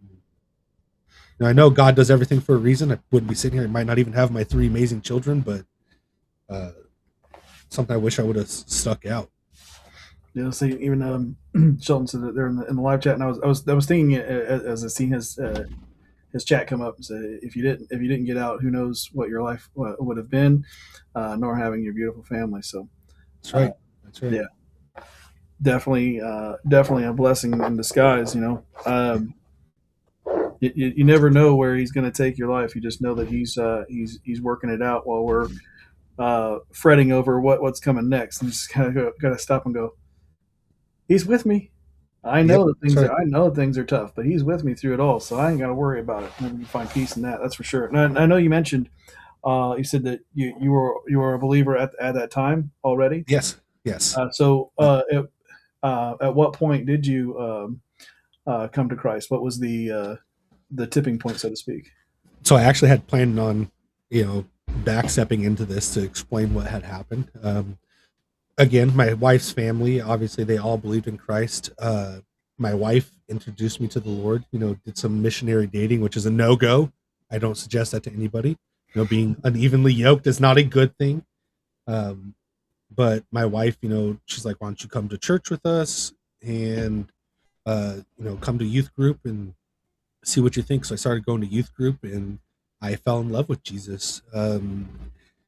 Realized the things that he's kept me from and who he was. I remember the day that I was saved, and then it was about 3 months later, I was all in with Jesus, and that was the first time that I spoke in tongues and felt the feeling of being baptized in the Holy Spirit, and I gave my life fully to Christ, and that was in 2007.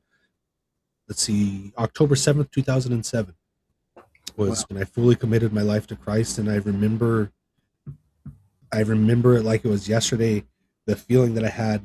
We were praying, And mind you, this was at my cousin's church, not the church that I currently attend. I've actually been attending this same church that I went to in the youth group with my wife for the last almost 20 years. I'll be going to that church for 20 years next year. It's awesome. Uh, kind of a full circle thing. My wife is now the children's pastor there and youth pastor there, so we're doing where we started, you know. And but I remember standing there in this gym of a high school here, and the presence of God was so heavy. I could feel my hands tingling and my face was tingling, and I was praying, and I remember just the outpouring of the Spirit happened, and the things that were revealed to me and showed to me, and you know who God really is at that time, made a mark on me that I'll never forget. Uh, One of the greatest things I've ever done in my life was accept Christ and know for a fact that He is there, and knowing that if it was just me, I mean, we kind of talked about this a little bit just before we started, but knowing that if it was just me, He still would have went up there because He loves us that much, and feeling the outpouring of His love that day, I will never forget it. And that's when I truly gave my life to the Lord. And then actually it was about a year later is when I was in basic training and talking to people about Jesus. You know, it's kind of great. So you got to go into the army. You that's what I think, that's what you were there for. You know, you That's right. you found Jesus before basic, and then so Yeah. he's like, well, I'm going to have you go into the army, but I'm going to have you go in as one of my peeps. Yeah. And I 100% could tell you, if I did not have Jesus to lean on, and you know, knowing that someone was there listening to me, I would not have made it through basic. There's no way. Like it, and mind you, it's not that hard. It's more mentally tough than it is anything else. Because their whole thing is to break you down and then rebuild you and turn you into a soldier. And that's the physical part. Anybody can do. You just have to be willing to push yourself. But the mental part is the hardest part, because there's days where you feel completely alone, surrounded by 200 people. You know, and uh, that's one of those things. You know, without God, it would never have happened. Man, let's see. Just met my wife. Was just getting out of the army at, let's see, when did I get out of the army? 2012, I think. 9, almost 2013. So I joined technically in 2008. I did my 4 years, took my severance, and got out. Um, while I was in the army, I used my GI Bill to go to school to become a medical assistant, to get a medical assisting degree, which I still currently hold. I have never used it. Um, at the time, and mind you, I was just talking to my wife about this. We're still trying to see where God is leading me currently, and praying on what we're doing. And this is one of the things, my wife's like, the human body very well. I have a friend, he actually just tried to call me. You gotta text him in a moment to see if he's okay. That just went through a stroke, and I was helping him with some stuff, and I'm like, man, I miss helping people with like therapy, physical therapy, and all these kind of things that I've done before. Uh, but that's one of the things that we're currently working on. Again, we'll come into that in a little bit. But uh, I used my GI Bill to go to school to become a medical assistant. I kind of messed around a lot while I was in school. Again, I'm smart, but I'm stupid. Like I'm very smart, and it ticks people off because we'll just put it this way: we had a test in while I was in a math test, like a medical math test, and uh, my buddy's like, "Hey, I'm moving to Kirkland Air Base, and I need somebody to help me move." I'm like, "Cool, I'll go with you." So I skipped a week and a half of school, didn't study at all. I came back, and this is, mind you, this is one of the funniest memories I have because everybody hated me because of this. I came back to school, and she's like, "Oh, you have 1 hour until you have to take your test. Like, there's no ifs, ands, or buts, or you automatically fail, and it's an exam. It's a final. You have to have this done." I was Yeah. the only person in class to get 110% because I even got all the extra credit stuff right. And everybody was so mad at me. I was like out of school for 2 weeks almost, and came back and just passed the test, and That was the only time I ever realized that, like, that's when I first realized, I should say, how much I love education and learning and stuff like that, especially when you start paying for it yourself. Like, man, Mm. I better stick into this. And so I came back and, won the competition in my head, obviously, that I was, I was going to graduate top of the class and stuff. But so at this time, I became a medical assistant. Um, well, in training to be a certified medical assistant. Uh, I got put into an externship at a place. I won't say the name of the place. Honestly, they're probably gone now. So Mm. I get there, and being fresh out of medical assisting school and learning things, this is my externship. I'm there working, right? It's a job essentially. I get there, and these people are doing stuff that just breaks HIPAA violations, and Mm. like throwing used needles, even though they're capped, like throwing them across the room, trying to shoot them into the sharps containers and stuff like that. That's happening. I'm calling these people out on it, and I ended up getting ejected from that place because they didn't like me calling them out and stuff. And then I ended up working at a psychiatric place, helping Suboxone patients, like addicted patients and stuff. And that's where I finished my externship, mind you. And I graduated not the top of my class, but pretty high up there. Um, and it ended up not even going into being a medical assistant, because at this time medical assistants were kind of being treated like, for lack of better words, garbage, Mm. and being used for everything. They were being used for billing and coding, shots, just everything that you could have an MA do, phlebotomy, all of it. You were basically doing everything in the office and still only getting paid like $12 an hour. Mm.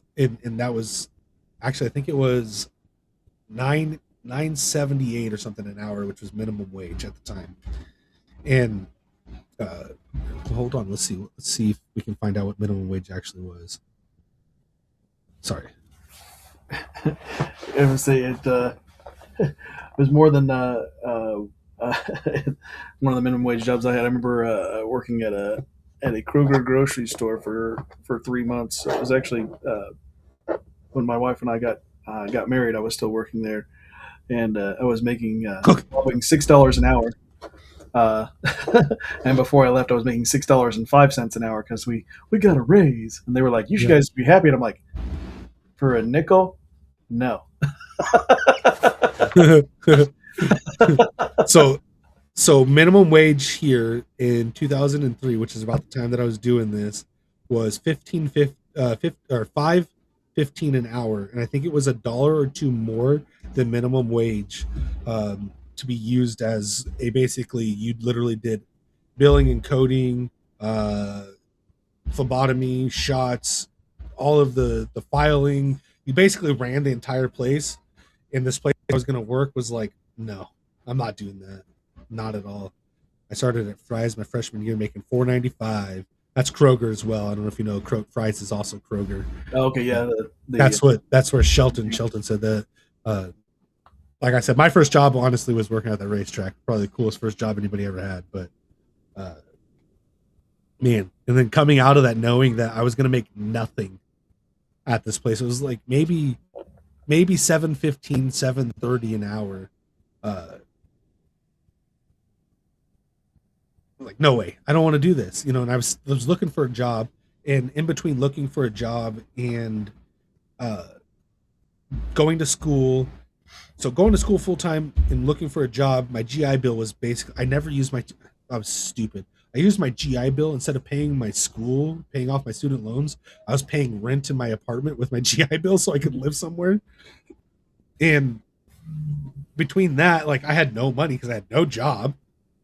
Going to school full time, I'm like, how can I make money? One day I happened to find that somehow silver coins were worth money. So I'm like, well, what if I take, $10 to a bank and get a roll of quarters and pick out the silver quarters and go trade that into a place that'd give me more money? I'll do that. So I started doing that. And before I knew it, I was making like a couple $1,000s a month, $3,000 a month. Mind you, at this time, that's a lot of money. That was a lot of money, especially for me, off of silver coins. I was going to a particular bank. I would give them, here's $100. I want all your rolls of halves. Do you have any like And I don't want bank rolls. I told him I don't want bank rolls. I want rolls that people brought in. We have this place called Sun City, which is where all the old people live. And sadly, when they would die, their family would take all their old coins, wrap them up, and take them to the bank for face value. And I was in there buying their coins left and right. And I was taking it to this place and selling them to this guy that was buying them. He's like, "Where are you getting these?" I'm like, "Man, I don't want to tell you." He's like, "Well, now I can't buy them from you." I'm like, "Okay, well, I'm getting money and going into banks and I'm sorting through rolls and bringing the better stuff to you and the silver to you." And so I started making money dealing in precious metals. And one day I went in with quite a bit of stuff and some better stuff. I was learning how to grade coins on my own and stuff. And I was telling him, this is this and this. And he looked at me and he goes, "Do you want a job here?" And I'm like, "I would love a job here. What's it pay?" He's like, "Oh, I'll give you $11 an hour." Like $11 an hour is almost double minimum wage. Yeah. Yes. When can I start? He's like, "Come in tomorrow." And that's how I started. I worked there for 10 years. I worked as a professional numismatist and precious metals dealer for 10 years. Probably one of the best jobs I ever had. That man truly believed in me, poured into me, helped me start my own businesses, helped me grow my own business and stuff like that, and taught me how to grade. He was on Knights of the Round Table, Dollar Table. I don't remember what it's called, but like it's this huge thing that's like super nerdy for coin collectors. He was like one of the highest people up in there. I got to see all sorts of super cool stuff. I mean, I held a US 1 cent coin, a penny that was worth $4 million. Wow. I mean, just all sorts of amazing things happen from this job. And so that's, I walked away from being a medical assistant, never looked back, because I got offered that job and was making way more money than a medical assistant was making, doing something that I really enjoyed. And I got to buy and sell and wheel and deal, which is something I've always been good at. And I absolutely loved that job. And mind you, I was probably 18, 19 at this time, started there. And this guy, saw a 19-year-old with a passion to be a numismatist, a professional coin collector, and poured into me and developed me, taught me how to grade coins to where I could rival, PCGS and all these other guys that do grading for coins and stuff. And, he'd come to me like, "What do you think this grade is?" We'd write it down. He'd send the coin in, and sure enough, man, I got to where I was almost beating the graders every time. And mind you, now if I looked at a coin, I'd be like, "Yep, don't know how to grade that. I'll have to go back and learn how to regrade all this stuff." But I had the time of my life with him. I got to where I was basically the second man in charge of the. We had 2 stores.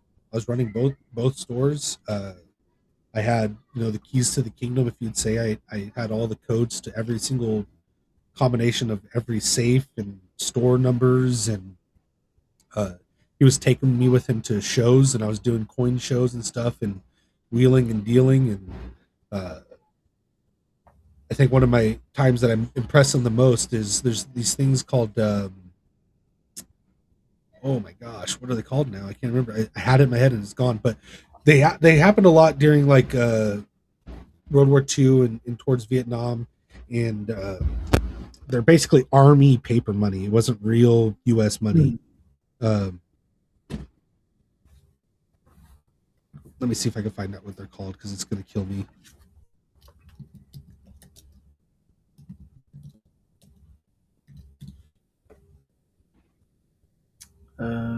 Military payment certificates. Yes, PMCs or military payment MPCs. Sorry, MPCs, military payment certificates. Thank you, MPCs. I still to this day, if I knew where my book is, I'd show you. I have a massive collection of MPCs and OPA red and blue tokens, which they gave out during World War II as like you had to have X amount of red tokens to buy like even a quarter pound of beef or whatever. But this guy came in, was like, "Hey, my dad had these, and I bought these tickets at the price that I thought was fair." And then I found one in there that I didn't see before. And this to this day makes me feel terrible. It was worth 10 times what the rest of the collection was worth. And I could never get a hold of the guy, so I was never able to pay him what it was worth. But I told the owner, I'm like, "Let me get this graded. It's going to grade at this, and it's going to be worth this amount of money." He's like, "No, it's not." I'm like, "Yes, it is. I promise you." So I finally convinced him to let me spend the $200 out of the store's money to get it graded. I took it to the next show with us, and I ended up making the store like $9,000 off of it. And he's like, "That is insane. I never would have guessed that would have been worth that." I'm like, I'm telling you, these people are nuts. There's so many nerds out there that love this stuff. You know, he believed in me enough to let me play with the house money, and made a lot of money for that store. A lot of good times with him. He I he got remarried not too long ago, and they're doing really well as far as I know. But one of the coolest jobs I ever had was playing with coins and getting paid for it. You know? A lot of people are like, "What is a Noom Assist?" But that's it, man. It was my job was to stare at coins all day and deal with massive amounts of money on over the counter all day long, and it thoroughly enjoyed that. At this time, my wife and I we got married in 2014. Yes, 2014. We're getting ready to come up on our 14th. Now I feel stupid. No, 14 is 12. 2012 rather. 14 is when my son was born. That's it. Waiting for her to correct you if it was wrong. Yeah. 2000. I was like, oh no.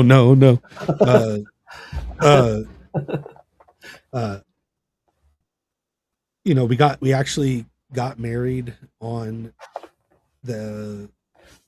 So one of my things, because I loved my great grandfather so much, I wanted to get married on the same day that he got married to his wife. So we actually did that. We got married on July 14th, 2012. And so we were married at this time, thinking about having kids. Dang, how old was I? 22. So I mean, I was cruising right along at this place. I stayed there. Again, told you I got the keys to the kingdom. I was running this place, felt like the king of the world, making really good money. Had everything you could think of. Had our apartments, taking care of my wife, and here we are. Let's have kids, and we're thinking about having kids. And then, honestly, from probably 2010 to 2014, nothing super remarkable that was crazy and scary happened that I can remember. So that those years kind of just disappear, and here we are, about to have a kid for the first time, freaking out and not knowing what to do. We got to have our own house. We want to move out of the apartment. My wife's pregnant, so we move in with my in-laws. My wife's pregnant, and trying to find a house. And I remember this one year now, and I still to this day, and mind you, this was what, 14, 15 years ago. I got super ill. I mean, super sick, and I'm living with my in-laws, and I'm throwing up, and my father-in-law says it's like it comes from my toes because I'm just so loud, waking up the house, and I'm the only one sick. And then all of a sudden, everybody's sick, and we're supposed to all be in the Christmas pageant at our church. All of us had parts and everything, and all of us are just devastatingly sick. And then my wife got sick, and that scared me to death because I mean, it was horrific, a terrible flu, and I thought something was going to happen to the baby. Man, and we went through that. We found a home really quick. It didn't even take us a year to find a home before we even had my my firstborn son. We found a home really quick, and it sounds like a dude. I'm telling you, I'll wake up the entire house. I've learned to try to muffle it now, like put a suppressor on it. But when I can't hold it, man, it's bad. It's real bad. But we got into that home, so it's the first time we're living in a home by ourselves. My son comes along, first time with a baby, trying to figure things out. Life is throwing all these hard balls at me, and I ended up losing my job there because time just slowed down, and nobody was buying precious metals at the time, and coins were kind of phasing out because they're just too expensive for people to buy. That's when the economy started getting a little rough. And where did I go to after that? So my cousin worked at a place that did underground utility, locating. Um, Ended up getting in with those guys, working long hours there. The best part about that job, though, is I could start at 4 in the morning and be done by noon, go home, take a nap, and have the rest of the day to do whatever I want, because I kind of could just start whenever I want as long as there's just enough daylight to work. Um, I would do that, and I would knock out all those tickets. You know, that job was a pretty good job. We were very stable. Everything looked good. It actually ended up getting my job working for the gas company because they were, they cross each other all the time. And the guy that did, ouch, sorry about that, smacked my, Mm-hmm. almost yanked my monitors out of my ears.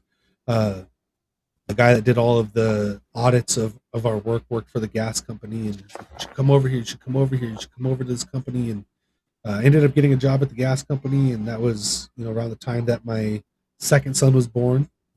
Um, I started making almost $200,000 a year at this company. I worked my Wow. butt off. I was working massive amounts of hours, amazing overtime pay, competitive wages, just everything you could think of. I brought my vehicle home from work, so I never had to drive. It was just a work truck, which was a monster work truck. I was a service technician. My favorite part of the job was doing emergency calls, so I was technically an emergency responder.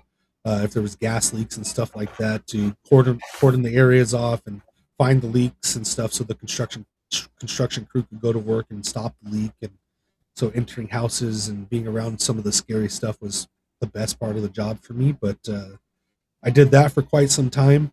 Um, that was the during that job, my older son was probably 6 at the time.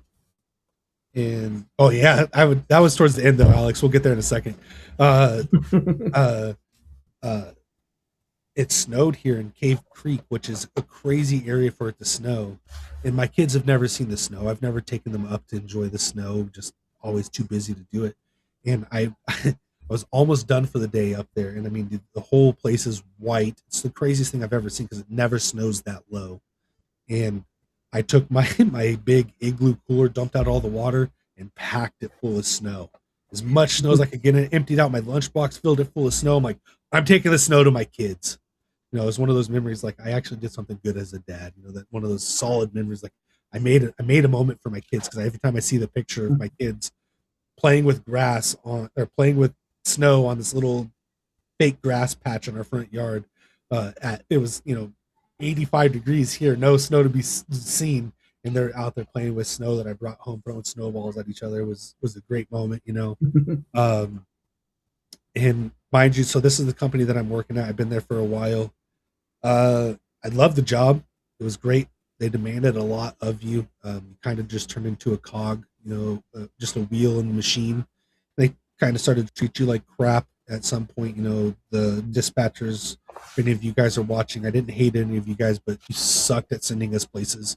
You really did. Except for one lady. She was the best, and she retired like my second year there, which sucked because she was so good at dispatching us. But I remember this one guy, Hayden. He always took good care of me too. So shout out to Hayden if you're watching this. Um, so it started beating me up, and the area that I had was super high up in the mountains here, where all the rich people are, and I was constantly building all these big meters and stuff, and I ended up getting hurt. I don't know if you can see the Oh yeah, I can see that. Yeah. scar. So I ended up getting hurt, Along the elbow. and had to have surgery on my elbow, and so my cubital tunnel crushed the nerve bundle and caused issues to where I had no grip at all. Mm. I would drop stuff, right, and uh, they're like, okay, well, we'll get you the surgery. We'll do the surgery and see how it goes. Had a pretty good surgeon.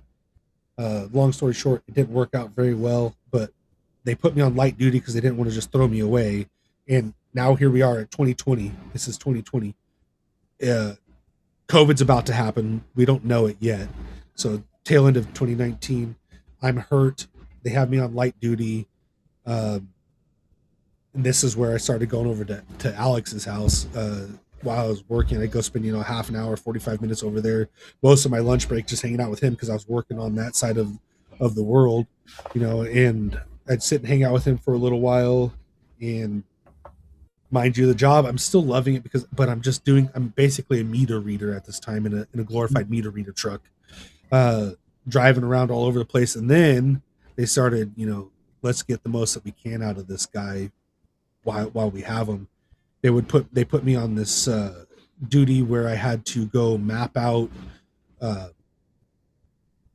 basically pipes to vent regulators further, a regulator which goes on the side of the house away from any fuel source or anything like that. But I would end up driving, like you said, 4 hours, 5 hours one way to get to one place, and I'd have to do one or two in that area, and then I had to drive another 3 hours. So I would drive for 12 hours, hence why I said I used to listen to audiobooks for 10 to 12 hours a day. So I was doing that, and then 2020 rolled around, COVID started happening, and then they're like, well, you can't even go into houses anymore to do anything. Mm-hmm. Just stay home. We'll pay you your full-time wage, but there's no point for you to waste resources. Just stay home. And that's when I said, you know what? I'm going to get really into streaming. So 2018, I started streaming off and on whenever I could, playing video games with my friends Alex and stuff on Call of Duty. And that's actually how I met Alex. Not met, but really became good friends with him was through Call of Duty and Warzone. So playing Search and Destroy in Warzone.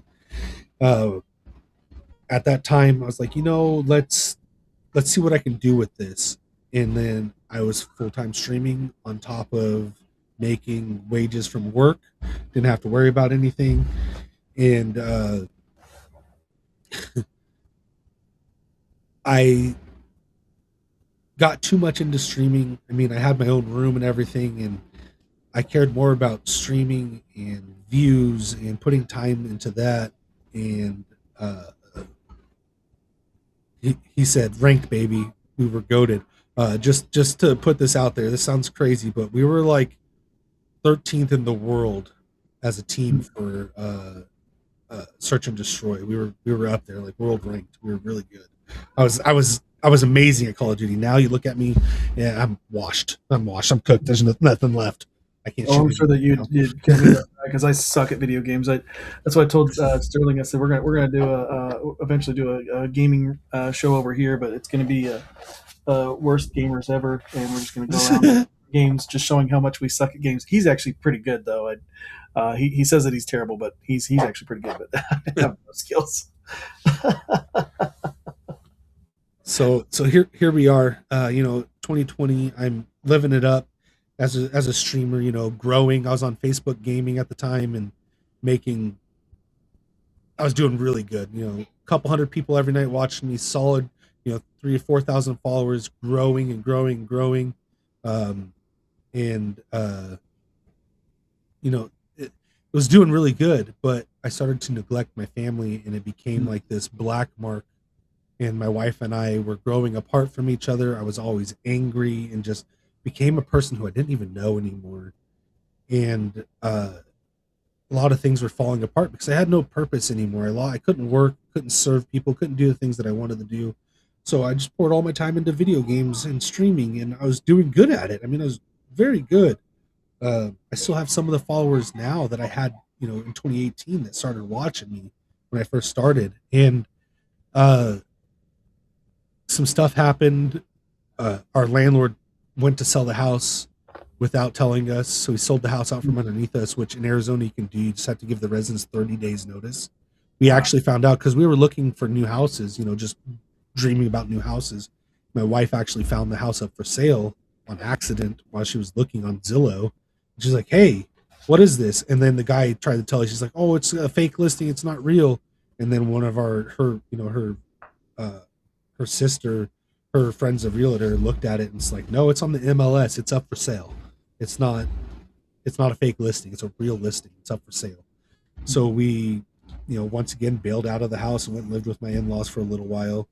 And I got put on disability at this time, and the company that I worked for, basically, that scene in Toy Story where he drops Woody and goes, I don't want to play with you anymore.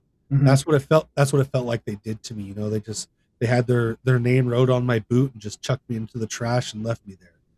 Mm-hmm. I went from making, like I said, $200,000 a year to making $60,000 a year to making $30,000 a year off of disability. Um, living with my in-laws, my mother-in-law did in-home daycare at the time, and I couldn't stand being there with 75 other people, not literally, but a lot of Yeah. children in that house screaming all day long while my wife went to work. I'm like, I got to get a job. And this is when I just started getting healthy again, started taking, getting serious, because I gained a ton of weight while I worked for the gas company, because all I did was eat QT pizza and hot dogs and drink energy drinks and soda all day long because it was just easier. So I was almost 315 pounds. I started taking my health serious. I was going to the gym a lot, and then I started passing GNC that was over there. Um, I started going into the GNC all the time, started learning everything. And then they asked me, like, hey, you want a job here? This is how all my jobs happen for some reason. You want a job Yeah. here? And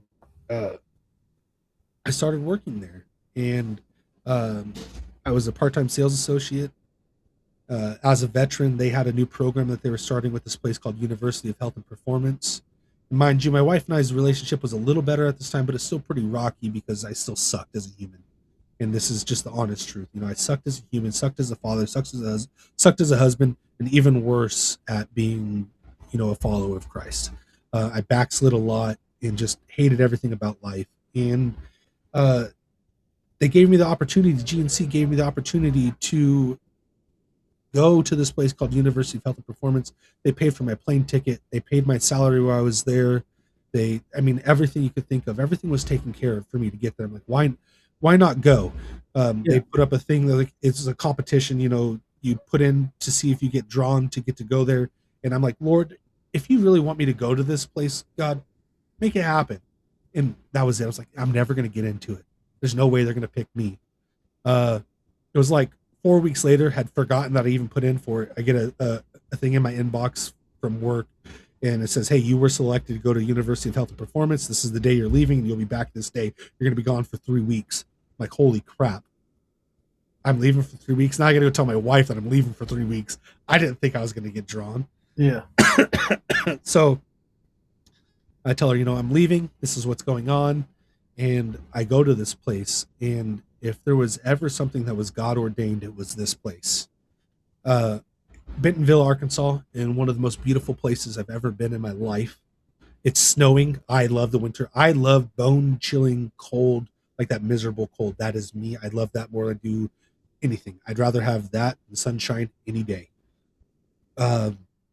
It's snowing when we get there, snow on the ground, wind chill. I'm just loving it. This place, it was made by God. That is God's country. When you get there, it's just beautiful mountains everywhere. Beautiful There's this river that runs through the property, and where that river is, there's bald eagles nests everywhere. So all day long you hear the eagles screeching and flying over. So it is like freedom in a cup. It's right there. It is everything that you can imagine, and it's just the most beautiful place I've ever been. Met some of the amazing people I've ever met. Some of them I'm still friends with now. Actually, one of them just went back and did more training there. I'd love to go back. Eventually, one of these days, I'll try to go back. But being gone for 3 weeks is nearly impossible right now. But I get there. I start learning a lot about myself. I start learning about mental health. I used to be one of those guys that thought mental health was a complete joke. Like, you're just a crybaby. Stop crying. You go find your safe space. You whiner. And then learning real psychology, being taught by real psychologists and therapists, and like the training group that was there is the best in the world. And learning about it, I learned how true mental health can be and how important all this stuff is. And then I started learning about myself, and they had this book that you had to fill out every day, and it asks like real questions, real tough questions. And where do you see yourself? What do you see in this? What, like, all these things, and it revealed a lot of myself to me and renewed my purpose. I became a personal trainer because of that place, got certified, and I got to start a group at night. Me and another buddy there started a group every night after we got done doing this thing called holding space. We would have church. We had church there while we were there. We did a little church service every night, and really got to feel God's presence and see what God was doing in myself and other people. And and I came home a completely different person. Um, I've regressed a little bit, especially this last couple of weeks, just being stressed out and a lot of things happening. And but this changed my life, and that was 4 years ago now. I think 3, 4 years ago. Made a whole change in my life. I came home a new person. My wife's like, "Who is this man?" Fell deeper in love with me again. I treated people like they should be treated. It renewed a sense of purpose. It renewed who I am, and that's why I say this was a God ordained thing for me to end up in this place. From start to finish, everything that happened there. It wasn't a place to go meet God, but I was there with Him. He was there with me, and He revealed Himself in different ways there to me, and got to meet some really good people. I learned something new about myself. Have you ever heard the it takes when you meet somebody, you make 11 judgments in 7 seconds. Yeah, or seven judgments in 11 seconds, whatever it is. Yeah. I met this guy. I looked at him like, this guy is the biggest D-bag I've ever met. I want to punch him in the face. Who is this idiot? And at that moment, I stopped and said, why do I feel like that? I don't even know him. Mm-hmm. And I went up to him and I said, I don't like you. I don't know why I don't like you. I want to get to know you. And Kaz became one of my best friends. It turns out it was just because the way that he held his face, because he was going through stuff too. And that right there was one of the changing points of my life. Now, when I don't like somebody, I want to know why I don't like somebody. I want to get to know you. And that is one of the things I could tell people is, if you don't like somebody, do you not like them, or is it a judgment you made against them for not knowing them? Mm-hmm. Find out why you don't like them. That is one of those things, and I'll save some more of that for later. But so that was about 4 years ago. We're rolling into where we are, close to where we are now. Lord, how long have I been going? Oh, you're 2 hours. Yeah, we're the 3 hour now. We're closing into close to where we are now.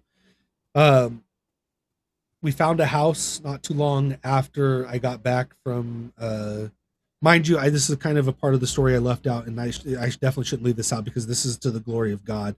I lost my disability payments at this time because of failure with paperwork and stuff. And we were living in my in-laws' house, but a family of 5, my wife and my 3 kids, living off of my wife's salary of $2,000 a month.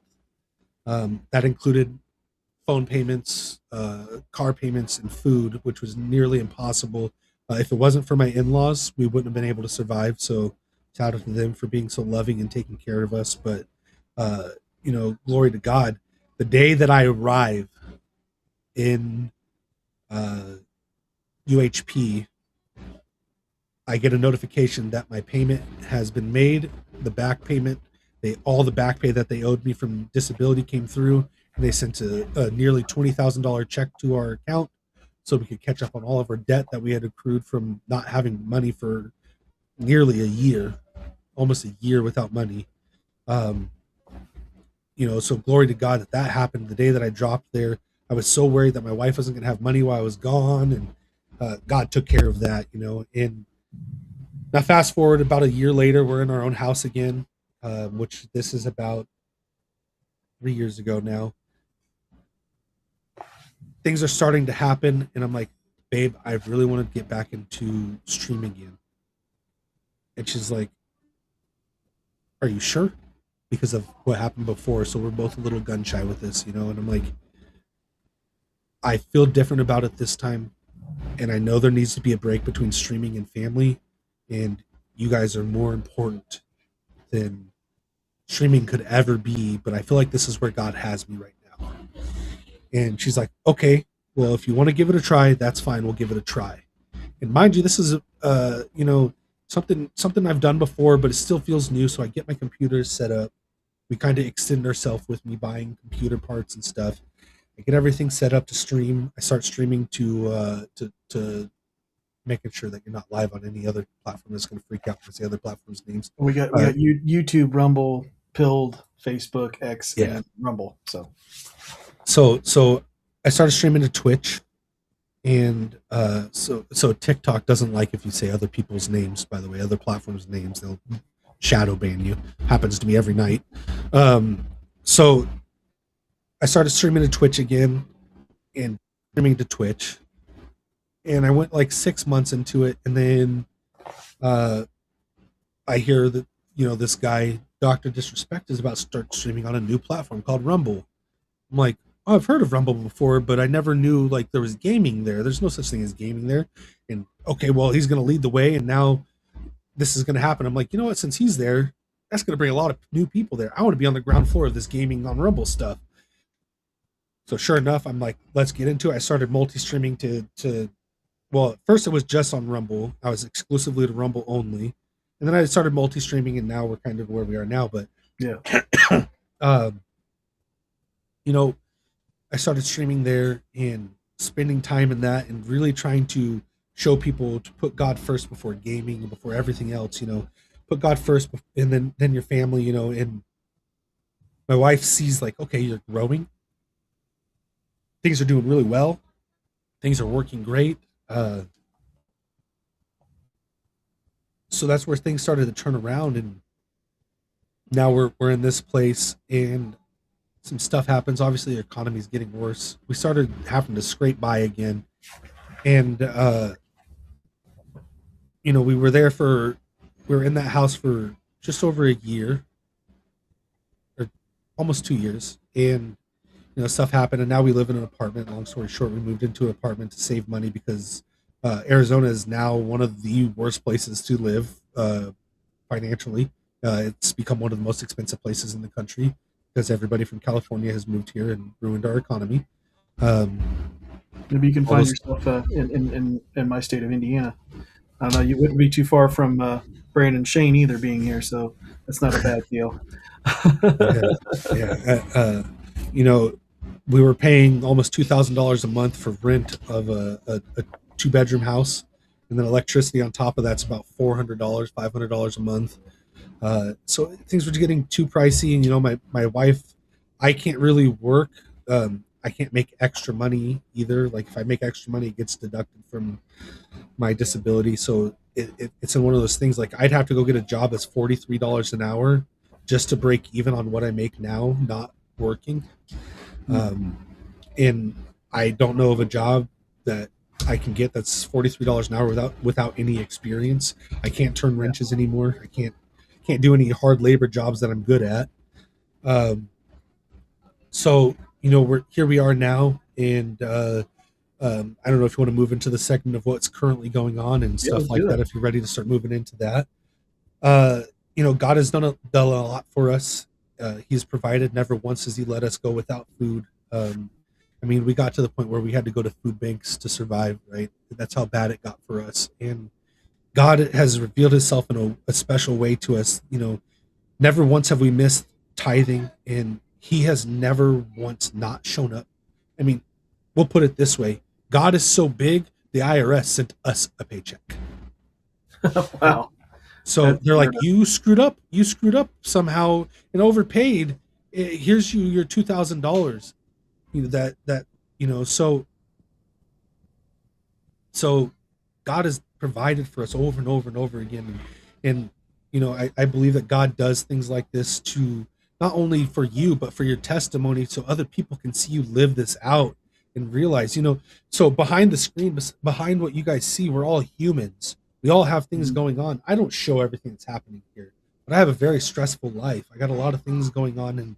And, before we get to what's going on now, these things have been happening, and watching God work in just mysterious and miraculous ways in our life. We moved into this apartment complex. We've got to talk to people in the complex about Jesus. I've got to show Jesus to people. I've also gotten to get smacked in the face with a shovel figuratively by the Lord, like, hey, you're supposed to be living like you live for me. Stop being mean to these people, particularly my next door neighbors. I didn't like them much when I first moved in because they smoke a lot of weed, and she got mad at me for closing the door, like that kind of thing. So I was like, I don't like these people. And there was something at the start, I don't like to out what you said, but there's something that you told me you would like me to explain to people, like one thing that we can go on with, some information, a little bit like how would you say to live going on in life. We'll get into that, but that was revealed a lot more even just this week, right?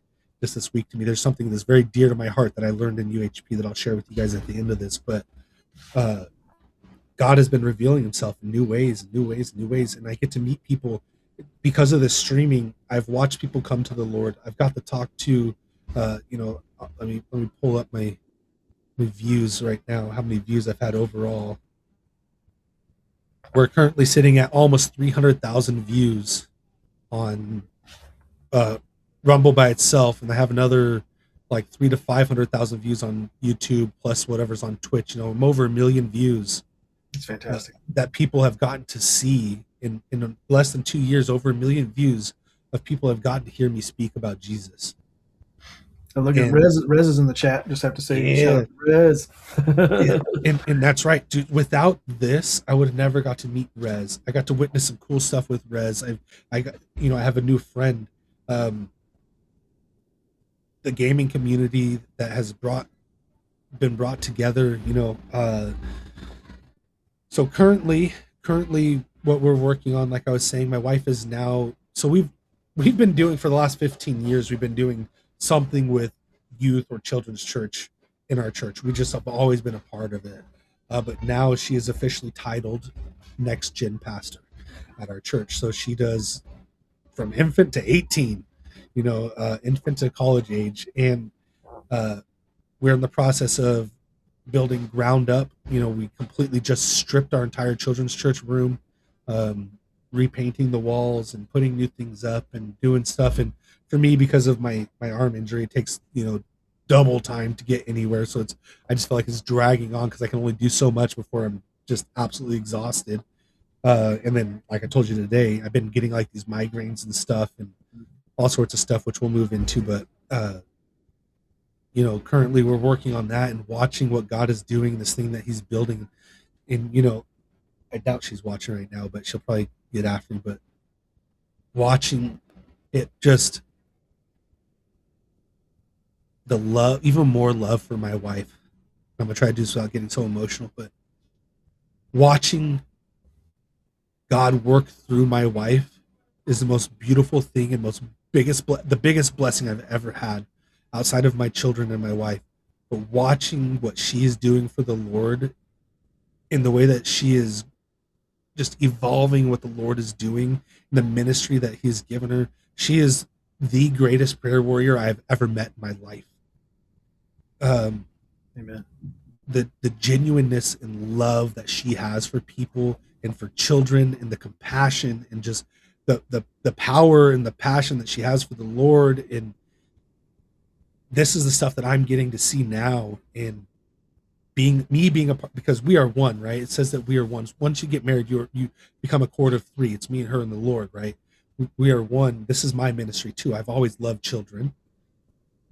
I get to be a part of watching what God is doing in her, and since I've been saved, the power of healing by laying on hands, where two or more are gathered, you can be healed in the name of the Lord. That is something that's been on my heart, and I love that. I love laying hands on people and praying and watching her ministry evolve, and me being a part of that and seeing where God is leading us together as a couple is just amazing. And not even as a couple, as a family, watching my kids grow in this and seeing my kids, Dad, can I go read my Bible? At 9 years old, Dad, can you help me set this up so I can listen to the Bible and read along with it? That kind of stuff I would never have seen or even thought of as a kid, and so we're in the middle of building this and bringing, the program existed, but it kind of faded away. And now we're relifting children's church and youth group up off the ground. And she gets to do it her way, because there's been no youth or children's leader in front of her for a couple of years. And she gets to build this beautiful thing that God is doing. And on top of that, I get this, like I get invited to come to your show. What an honor. Thank you for having me on. Also, I didn't get to really say that at the beginning, but thank you so much for having me on. Getting to come do shows like this, shows with Rez and AC and all these people that have invited me, and the things that I've got to talk to people about Jesus with, and I get to talk to my friends and other things that just never would have happened before, and all these things are happening at once because of what the Lord is doing. And currently, so in that message that I sent you, the email that I sent you, I talked about, and again, this is something I haven't publicly talked about, and I had planned on doing it. So why not do it here? Which is, everybody gets to see it here. I know my content lately has been not good. I've been away. I've had a lot of things going on. And somewhat they're excuses. Some of them unfortunate. Just, for the first time in my life, at 36 years old, about 2 weeks ago, I started having panic attacks for the first time. I've never had panic attack in my life. There's a lot of speculation on what's causing it. I haven't had one in, praise the Lord, in like 4 days. I think we're past it. So, thank you, Jesus, for that. But I've been really sick. I got some terrible news from the doctor telling me, he's like, if you keep on this path, you're going to die. You have to change everything. So my focus has changed a little bit. I'm trying to be in the gym more. I mean, I'm meal prepping again, all these things that I know how to do. I lost 100 pounds before. I got to lose 80 pounds now. Like, it's nothing. I can do it. So we're in the process of changing our lives. I've been really sick, and my content has taken a huge hit for it. I haven't been putting out any shorts, any real videos, a few live streams here and there, like every 6 days a live stream, which isn't me. I like to stream every other day at minimum. Pardon me, at minimum. So my content has taken this huge hit. But I want you guys to know, once my real life priorities are mixed and set, so we're in the process of building our children's church room, as well as a little mini general store where the kids in the children's church that earn their Bible bucks can go into the store and spend them on prizes and stuff. So we're in the process of building these things, and I'm trying to help do some maintenance on the building, the stuff that I can do, so we can get our church caught up, because our church is really important to us, and we want more people to come into the church. So we're trying to clean things up and get stuff going, and that is first and foremost in my life right now. God, my wife, my kids, streaming. So that's where we're at. But I want everybody to know, once these things get worked out, we are coming back harder than you could ever imagine. I already have things in the works. I have a very special friend of mine that's been working on graphics for me. I'm going to relaunch what things look like. The logo's not changing, it's staying because I fell in love with it. We're not changing the logo, but well, I heard that Rez said that the Rezbot is in the walls. So Rezbot, he's always in the walls. He's always in the wall. He's always in the walls. But things are changing, and we're going to come back stronger than ever. Full content upgrade. I mean, we already got the mic upgraded. We got all these upgrades that I've been working on and getting things going. But I have a bunch of ideas, and I'm hoping within the next 2 months we're going to be able to come back strong and just really show you guys who we are, like we did at the beginning of this. And we'll be back at the tippity top, and working on things. But that's some of the stuff that God has been working on is just absolutely amazing, and we're going to be revamping content, like I said. I might try to figure out if I can move this my quote unquote studio. I know I told you I don't have a studio, but move some things around to make it a little more interactive. That's my goal. I want to be interactive. My biggest thing in the description, the description below. Don't forget, guys, both of our stuff is down there. Make sure you guys follow us everywhere. My flow code's down there. Click on that. Check me out on every platform. Make sure you guys go check out Revolver on every platform. Please celebrate this man that is doing me a service by letting me be here and expose who I really am, so you guys can see the true me. This has been a great experience so far. But make sure you guys check that out. But he put down there that I'm community driven. That is my biggest thing. I love community more than I love video games. I love the opportunity to get to speak to you guys. I do have Discord. Get in my Discord. I suck at Discord. I'm sorry. I try to respond as fast as I can. I don't know why. I get on my phone, I get everybody else's notifications but my Discord server's notifications, and I've done everything to change it, but it won't work. I'm terrible with it too. You can ask Rez. I was like, me and him were both like tagged. It was like Let me just give you my number.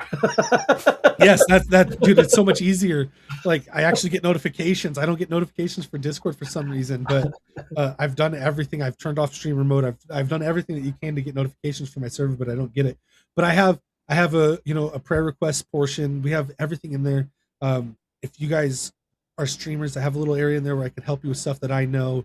If you guys ever have questions about the Lord, you guys just want to talk to somebody, I'm always available, no matter time or I'm always awake. Unfortunately, I'm just one of those people. I never sleep.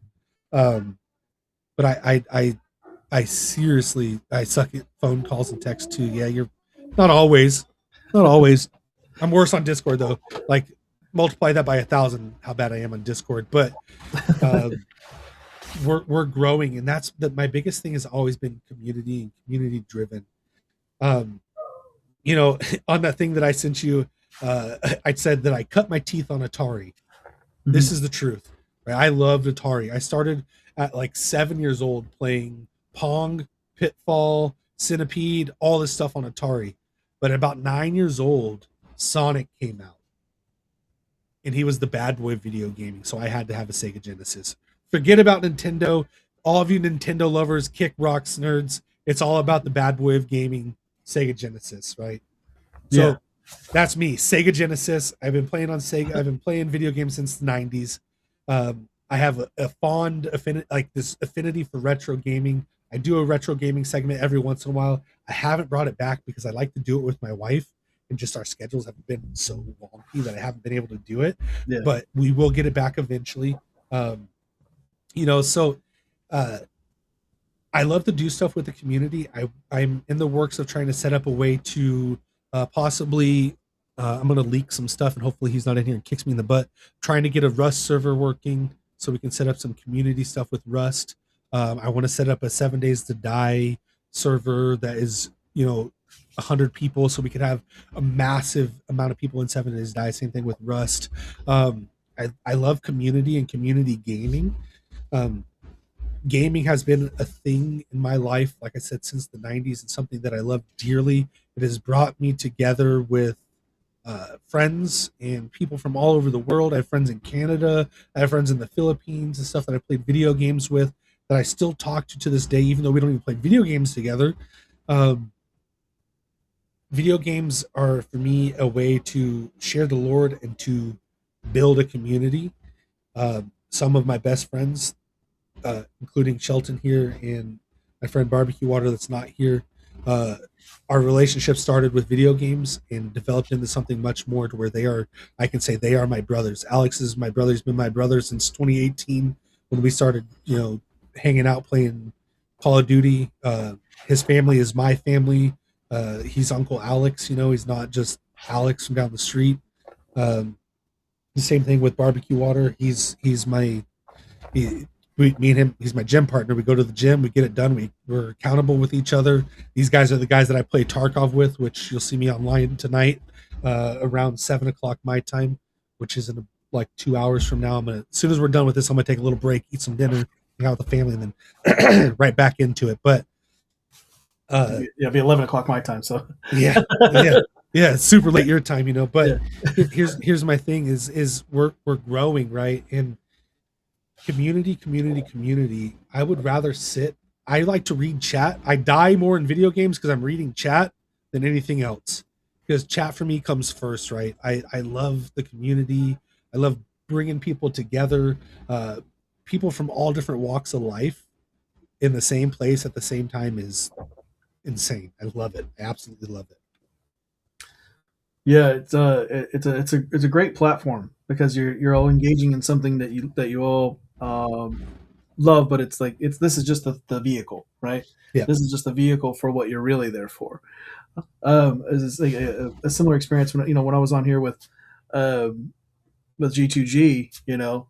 It's very big for him. Yes, he's an excellent gamer. He's really good at Fortnite and all this other stuff. But you'll see him just completely pause what he's doing. Like his character will stop on screen, and that he's going into chat and he's going to engage with the community. Yep. And that I think is meaningful to viewers. To know that you know, it's more about setting the controller down or hands off the keyboard and just going, look, I want to read the chat for a minute. I want to talk with you guys and engage with you guys. And so, by the way, CFAM, man, amazing person. Just gotta give her another shout out. I know they gave her a shout out at the top of the show, but CFAM, amazing person, joins us religiously over there on Morning Word when we do our Bible study Monday through Saturday, 9 a.m. Eastern. By the way, for those who are not regularly here, Monday through Saturday, 9 a.m. Eastern, we do Morning Word. That's our Bible study, and so yeah, it's fantastic to have that community to be able to get into that. I fully concur, man. And there's nothing like it when you can actually start seeing that feedback, that love, and because you've put it out, and to be able to talk about Jesus on top of it, That's right. phenomenal. Yep. Phenomenal. Because then you watch lives change, and you see people come to the Lord. Like, I'm certain you've seen it. Someone in the chat say, I just accepted Jesus, and you're like, Amen. It's like, let's talk about it. What an amazing thing. Talking about now, I don't know if he still streams on Rumble, and I haven't been following him a lot lately, so correct me if you know anything about him or not, but one of the people that I aspire to be like in gaming is Deadly Dill. I don't know if you know who he is, but his Discord is wild, man. He's good at gaming. He does a lot of community-driven stuff, but his Discord, dude, the people that come to Jesus because he's sharing them. What a wonderful person. He's got a great story. If you guys have never seen him, go check him out. But check him out. He's great. I aspire to build my gaming center around Jesus at the way that he has, and I think he's done a very good job at it. I don't know what's been going on with him lately. I haven't had a chance to follow up and watch him in a while, but the way it was at the time that I was watching, it was great to see. I mean, the celebration of people coming to the Lord through gaming, and that's what and there was always the stigmatism, from the 70s and 80s. People hated gaming and arcades and all this. That gaming will never get you anywhere. Only heathens play video games, and no Christian should ever be playing video games. There's actually this one guy, Mark something. He said something about gamers, and I will never listen to a word that he says ever again, because the way that he talked about gamers was not cool at all. But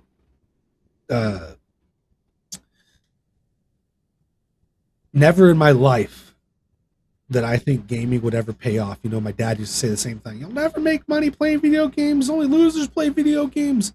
And here we are. I'm watching things change because of video games and podcasts and the future that we're in now. And it scares me. It also makes me happy when my kids are like, "I want to be like you, Dad. I want to stream, and I want people to see Jesus." And I'm like, "No, you got to do something else. I don't want you to be a streamer. That's not no, I want you to do something else, please." But what a world we live in, that this is actually a viable career. It's so cool that, there's some people that can really do some good things out of it and go full time. And obviously I don't make any money doing this, but here we are. I just enjoy it, and I get to talk about Jesus. That's the real reason why I'm here.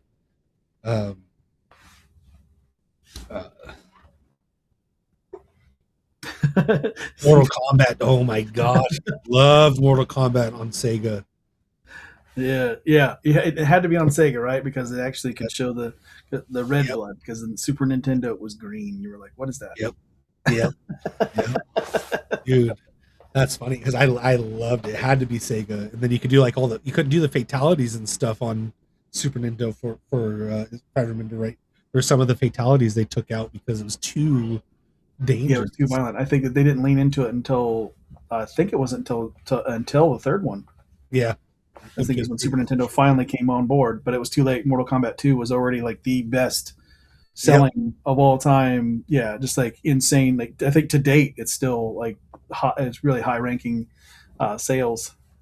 What's a really cool one? that a lot of people don't know about how much work went into it was Sonic 2.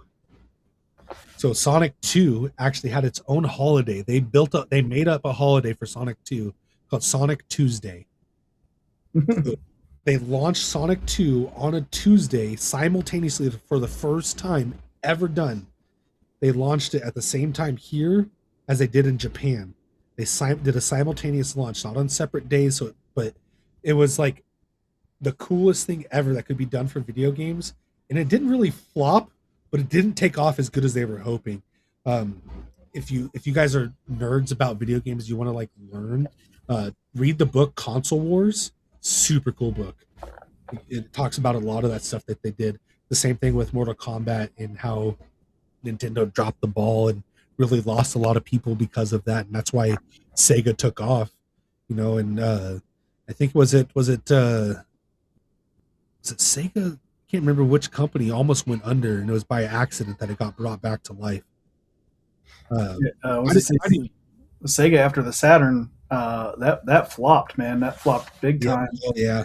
And I think it was Sony who came and said, "How about an acquisition?" And then that's the only reason Sega made the bounce back. Yep, that's exactly which one it is. Sony gave them some stuff to put into the Saturn and put a bunch of work up into Sega and kept them alive. Almost died.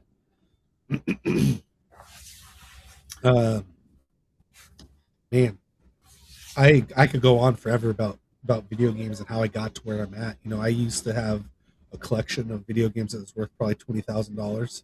I had every Atari you could think of, nice. except for the Jaguar. I couldn't get a Jaguar that was nice enough for the price. They were overpriced, and I could never find one that was beautiful enough to put in my collection for the price that people wanted for it. I had all of the Nintendos up to Switch, the first Switch. I had all of the Segas, including the 3DX attached to the Genesis with the attaching, how you put the disc reader next to the Genesis on the platform. I had that with the 32X stack on top of it. And I had everything you could think of. And then when we moved out of that house after the landlord basically kicked us out because he wanted to sell the house, I sold off almost my entire collection for next to nothing. The day that we buy a house is the day that the collection returns. I will start buying everything again. You might need to add a ColecoVision into that.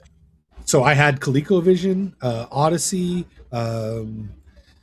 Neo Geo. Neo Geo. I remember a girl down the street had a Neo Geo. That's the only reason that my friend Alan and I would go to her house. We didn't think she was cute. Not in the least bit. It had nothing to do with that. She had a Neo Geo, so we're like, we know where we're going.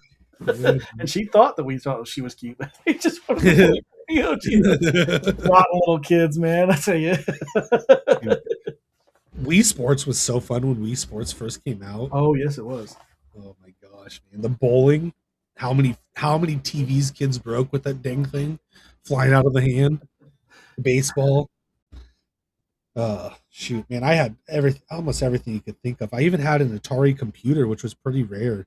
It was like the same thing as the Commodore 64, but it was made by Atari. It's pretty cool. Sold that thing for like $300, and it's worth way more than that now. It's pretty big bummer. I'll probably never find another one of those. I'm really big on protecting the history of video games. There's this guy on TikTok and Instagram, all those where they have shorts. I think even YouTube. I think it's Steve Casino is his name. He makes stuff out of video games, and it kills me because he'll take like an old Nintendo cartridge. I think I have one somewhere. I do. See, I'm such a nerd. Look at this. What I got right here. Kung Fu right next to me. I love the sounds in that game. They're still in my head. Yeah, dude. Yeah.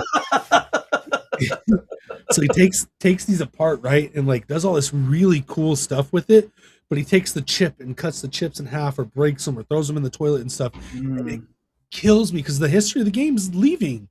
every time that someone does that, there might be 500,000 copies of that game, or an entire graveyard like ET has, where there's like 40,000 copies, 50,000 copies buried in one hole. Yeah.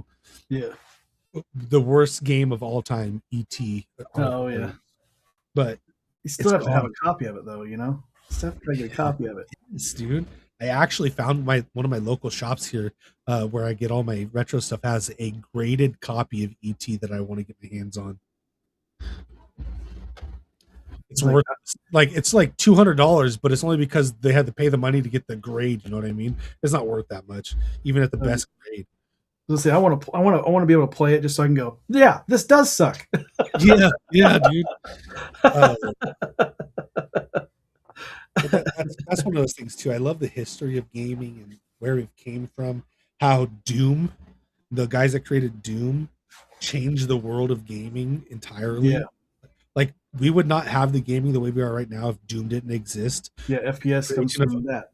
Yeah, with the creation of Unreal, that without them, this wouldn't exist. And what's Duke Nukem? Oh my gosh! Oh yeah, I remember when Duke Nukem was like this bad boys thing. Like, you couldn't play Duke Nukem because they had cops that looked like pigs, and you had to shoot people and stuff. And I had Duke Nukem on a Gamecom.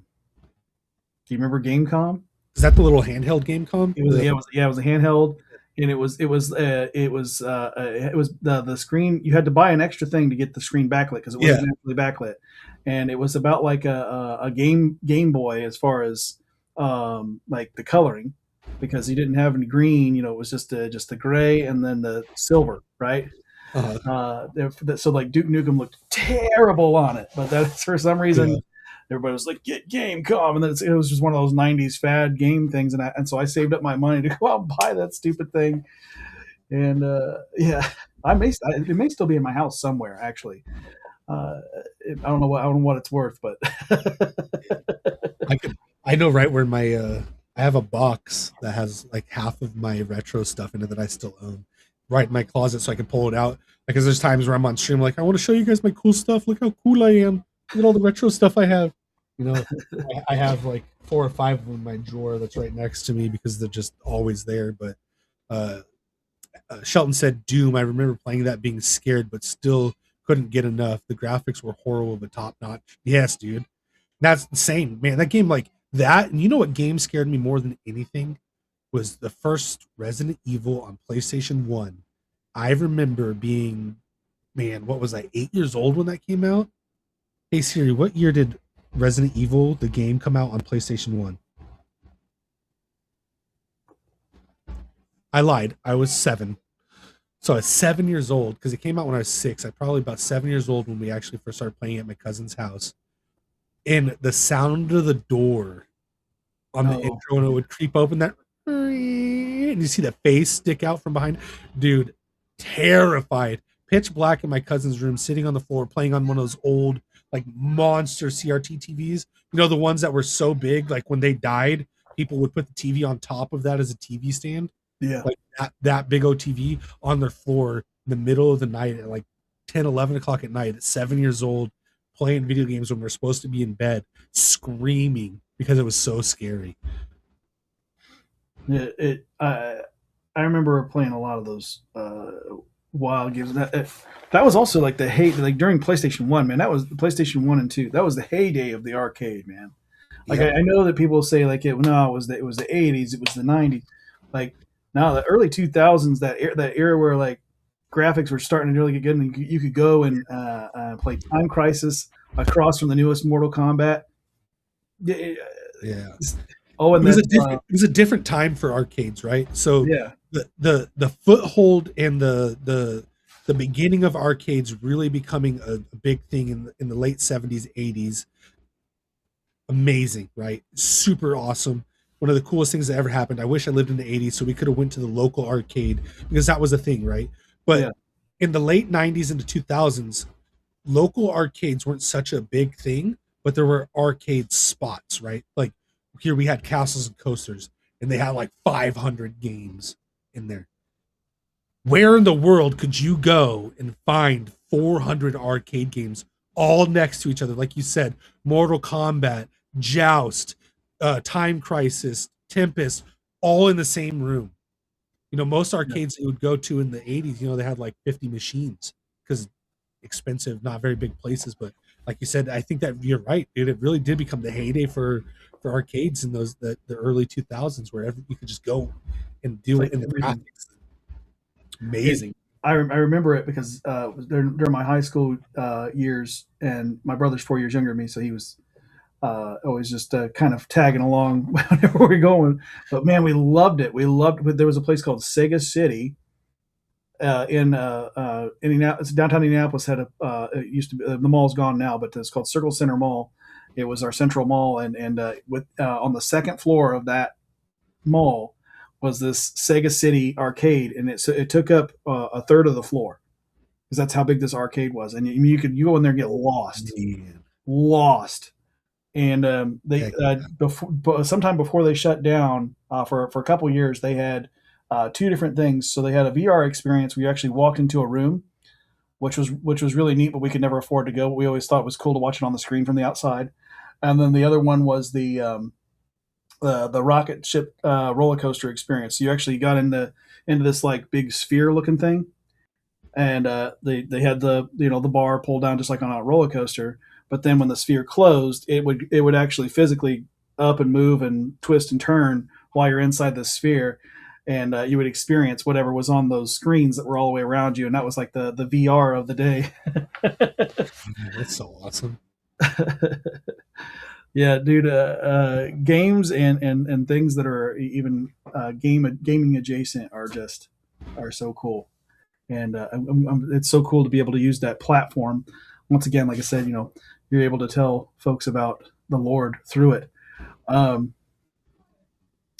and so I know you're excited about what's coming here in the near future with it, and I'm glad that you pointed to the.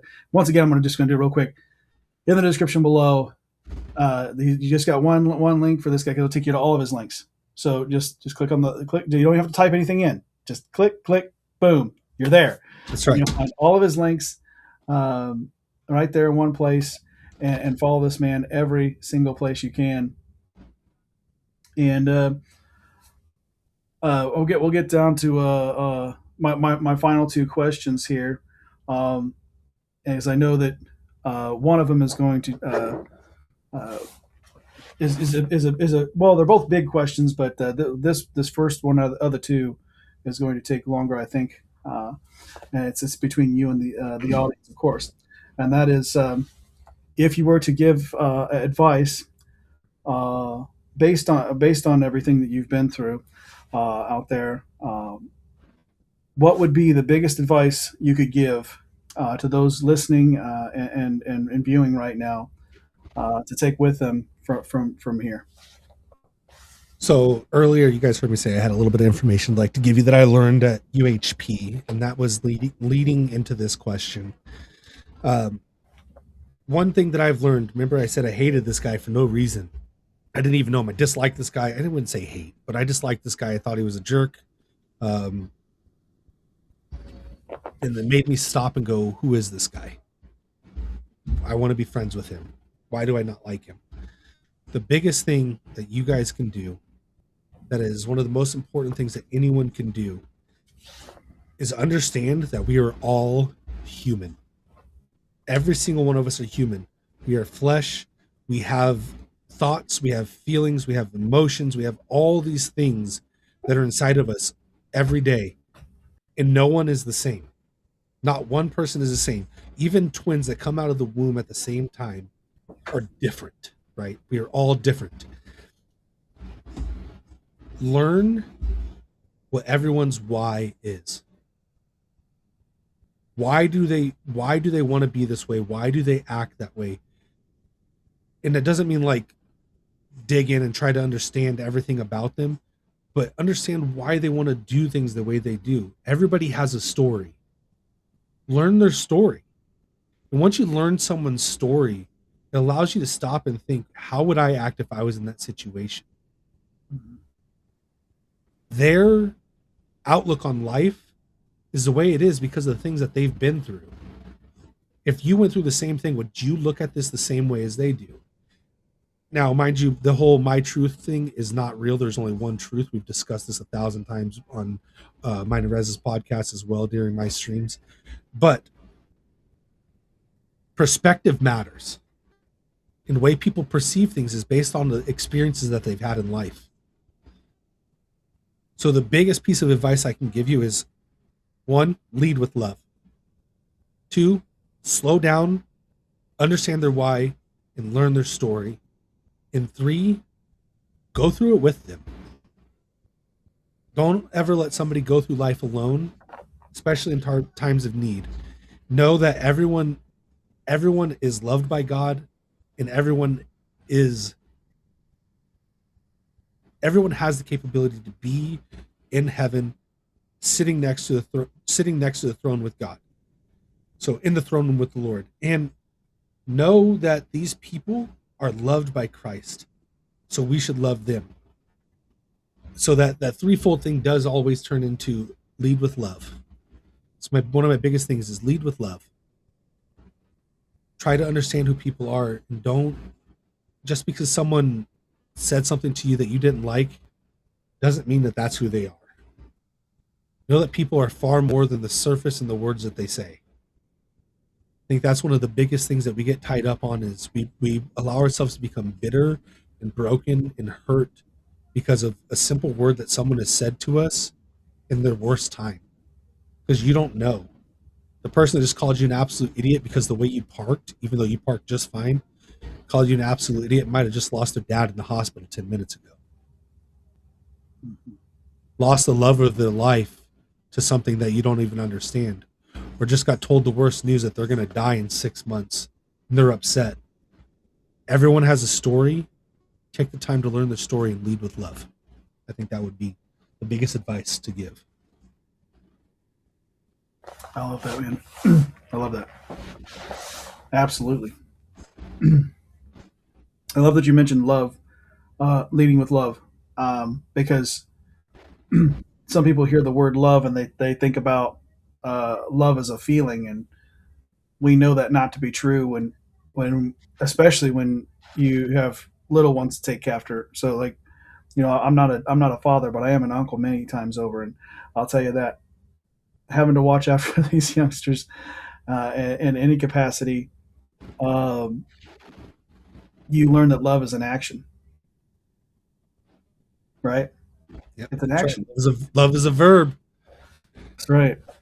And so leading with action, actionable love,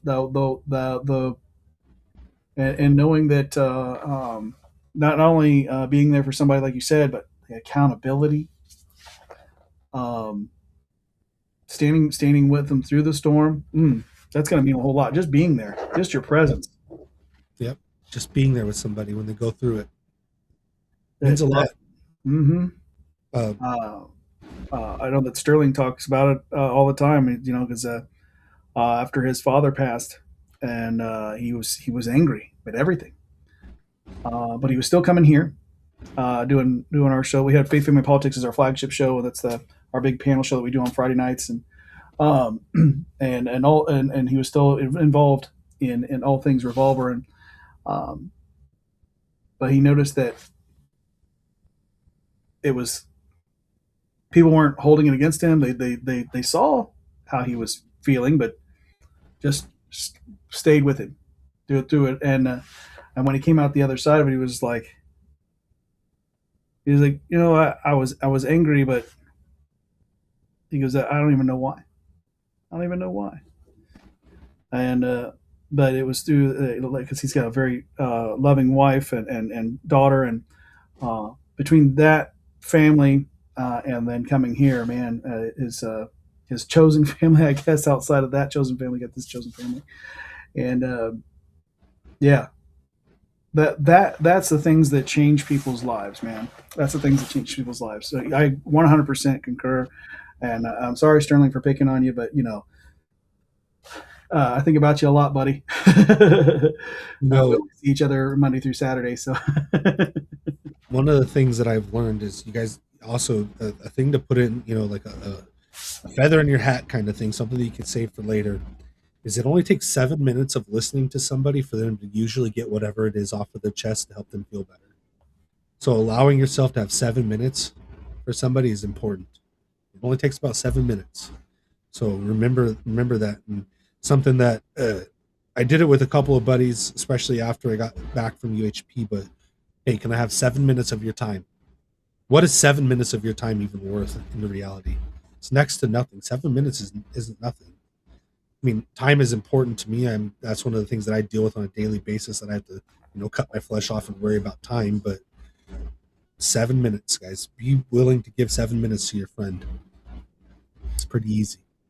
yeah, you can waste 7 minutes just standing in line at the local coffee shop. So That's right. might as well talk to somebody and find, like you said, find out some of their story at the very least. And not only if you get to lead, chance to lead them to the Lord, then hopefully you get to stick by them and to let them know what's next. Yep. Yeah. That's the best part of leading somebody to the Lord, is being able to be there and go say, I'm here and this is what's next. Absolutely. Okay, and so we've talked about your story, the story of the bearded nerd, and if we were to put a leather bound cover on your story that you've told here today, what would be the title of that book? Times will get hard, but you'll make it through. I've had a lot of things. Obviously, we didn't discuss every single thing. I've kind of outed my family a lot in this last year about a lot of the things that have been going on that have happened in my life. By all means, I've not had the hardest life, right? I've had a pretty crappy life. I've had a lot of things, but a lot of people have too. But I think that would be a good thing for everybody to know. I think that would be a great title to a book. Times are hard, but you'll get through. That's something for everybody, because everybody has hard times. Everybody has something to go through. So I think times are hard, but you'll make it through. Something around those lines. Yeah, that sounds like a book worth reading to me. I think I'd pick that up tomorrow. Yeah, when you said that before we got started, I was like, oh Lord, I got to think about this. I don't know, what would a title be, and that was the first thing that came to mind. Is like, you've been through a lot, but you made it through those things. There's nothing that the Lord can't do. He's everywhere, all the time, all at once, knows everything. He's never failed you. He saved me from certain death several times. I mean, literally almost lost my head. Riding a quad, one of the things I left out, riding a quad, and a wire hit my neck and actually yanked me off the quad and shot me the other direction, shot the quad the other direction. I cut from about right here on my chin all the way across, almost into my jugular when I was 11 from a barbed wire fence that I didn't see. Several times the Lord has saved me from certain death, and times are hard, but He'll get you through. You'll make it on the other side. Yeah, but CFAM agrees that is a great title. Thank you. Well, I want to thank you once again for coming and joining me and being willing to tell your story, brother. And you're always welcome to come back. I want you to know that the hangout isn't just a one-time thing. Now, see, next time when you come back, we can just talk about whatever. So you can go and talk about the video game history, but we can just lean into it. So whatever you're doing, whatever you're working on, all the stuff, this is an ongoing connection. That's why I always tell people, when they come on this, the reason it's so long, the reason we allow it to go, or want it to go for so long, is not only to tell your entire story, but people can come on to a podcast or talk with you for about 45 minutes, and they can feed you baloney, right? But you give somebody the platform and say, here, let's go 3 hours, and now you're connected forever, right? There's this connection doesn't stop now because we've been in each other's presence this long, and you've told that story, and so this has connected us forever. I find that to be amazing, and so thank you again, like I said, once again, for being willing to come here and tell your story, and in such depth, and yeah, you've given me some things to think about, some insights that I will definitely carry with me moving forward. And I can't wait to see what the future holds for this. Can I call it friendship? Absolutely. And yeah, for those of you who are on Rumble, of course, if you're going to be up here in a couple hours, definitely, go see this man in action on his channel. And once again, you can get to all of his links in the description below. But I think Rumble is definitely the best place to be. That's just my personal opinion. Now, yeah, we still love everybody on the other platforms. Don't get me wrong, but Rumble is definitely the place to be, dude. It's just the best experience. I'm telling you. Let's see here. I am going to get those who are on Rumble rated out. We'll see who we can send people off to. But looks like my good friend Eddie Block is streaming, so I'll probably get you guys sent over there. That'd be a good place to go. But before we do, I do want to say something to everybody that I say at the end of every stream, and I tell everybody to stay in trouble. And I know that some people go ask this question: what is this guy talking about? You guys just talked about Jesus and the Lord, and all this good stuff. You talk about stay in trouble. Well, the reason I say it is because if you have Christ in your hearts, you will in fact be in trouble with the world. The world doesn't want you living under his grace. That's your salvation first and foremost, and I pray that each and every one of you has that. The world doesn't want you reading his word, praying to him, having a relationship with him, and it definitely doesn't want you going out and doing something so dangerous as telling others about him. But I want to encourage you to do all that anyway and stay in trouble. Absolutely. Not only checking out Bearded Nerd, be back here again tomorrow morning, 9 a.m. Eastern, for Morning Word with Sterling and I. I can't wait to see all of you and hear from all of you. And with that, I think we'll bring this thing to a close, and we'll see you on the next one. Good night. Goodbye.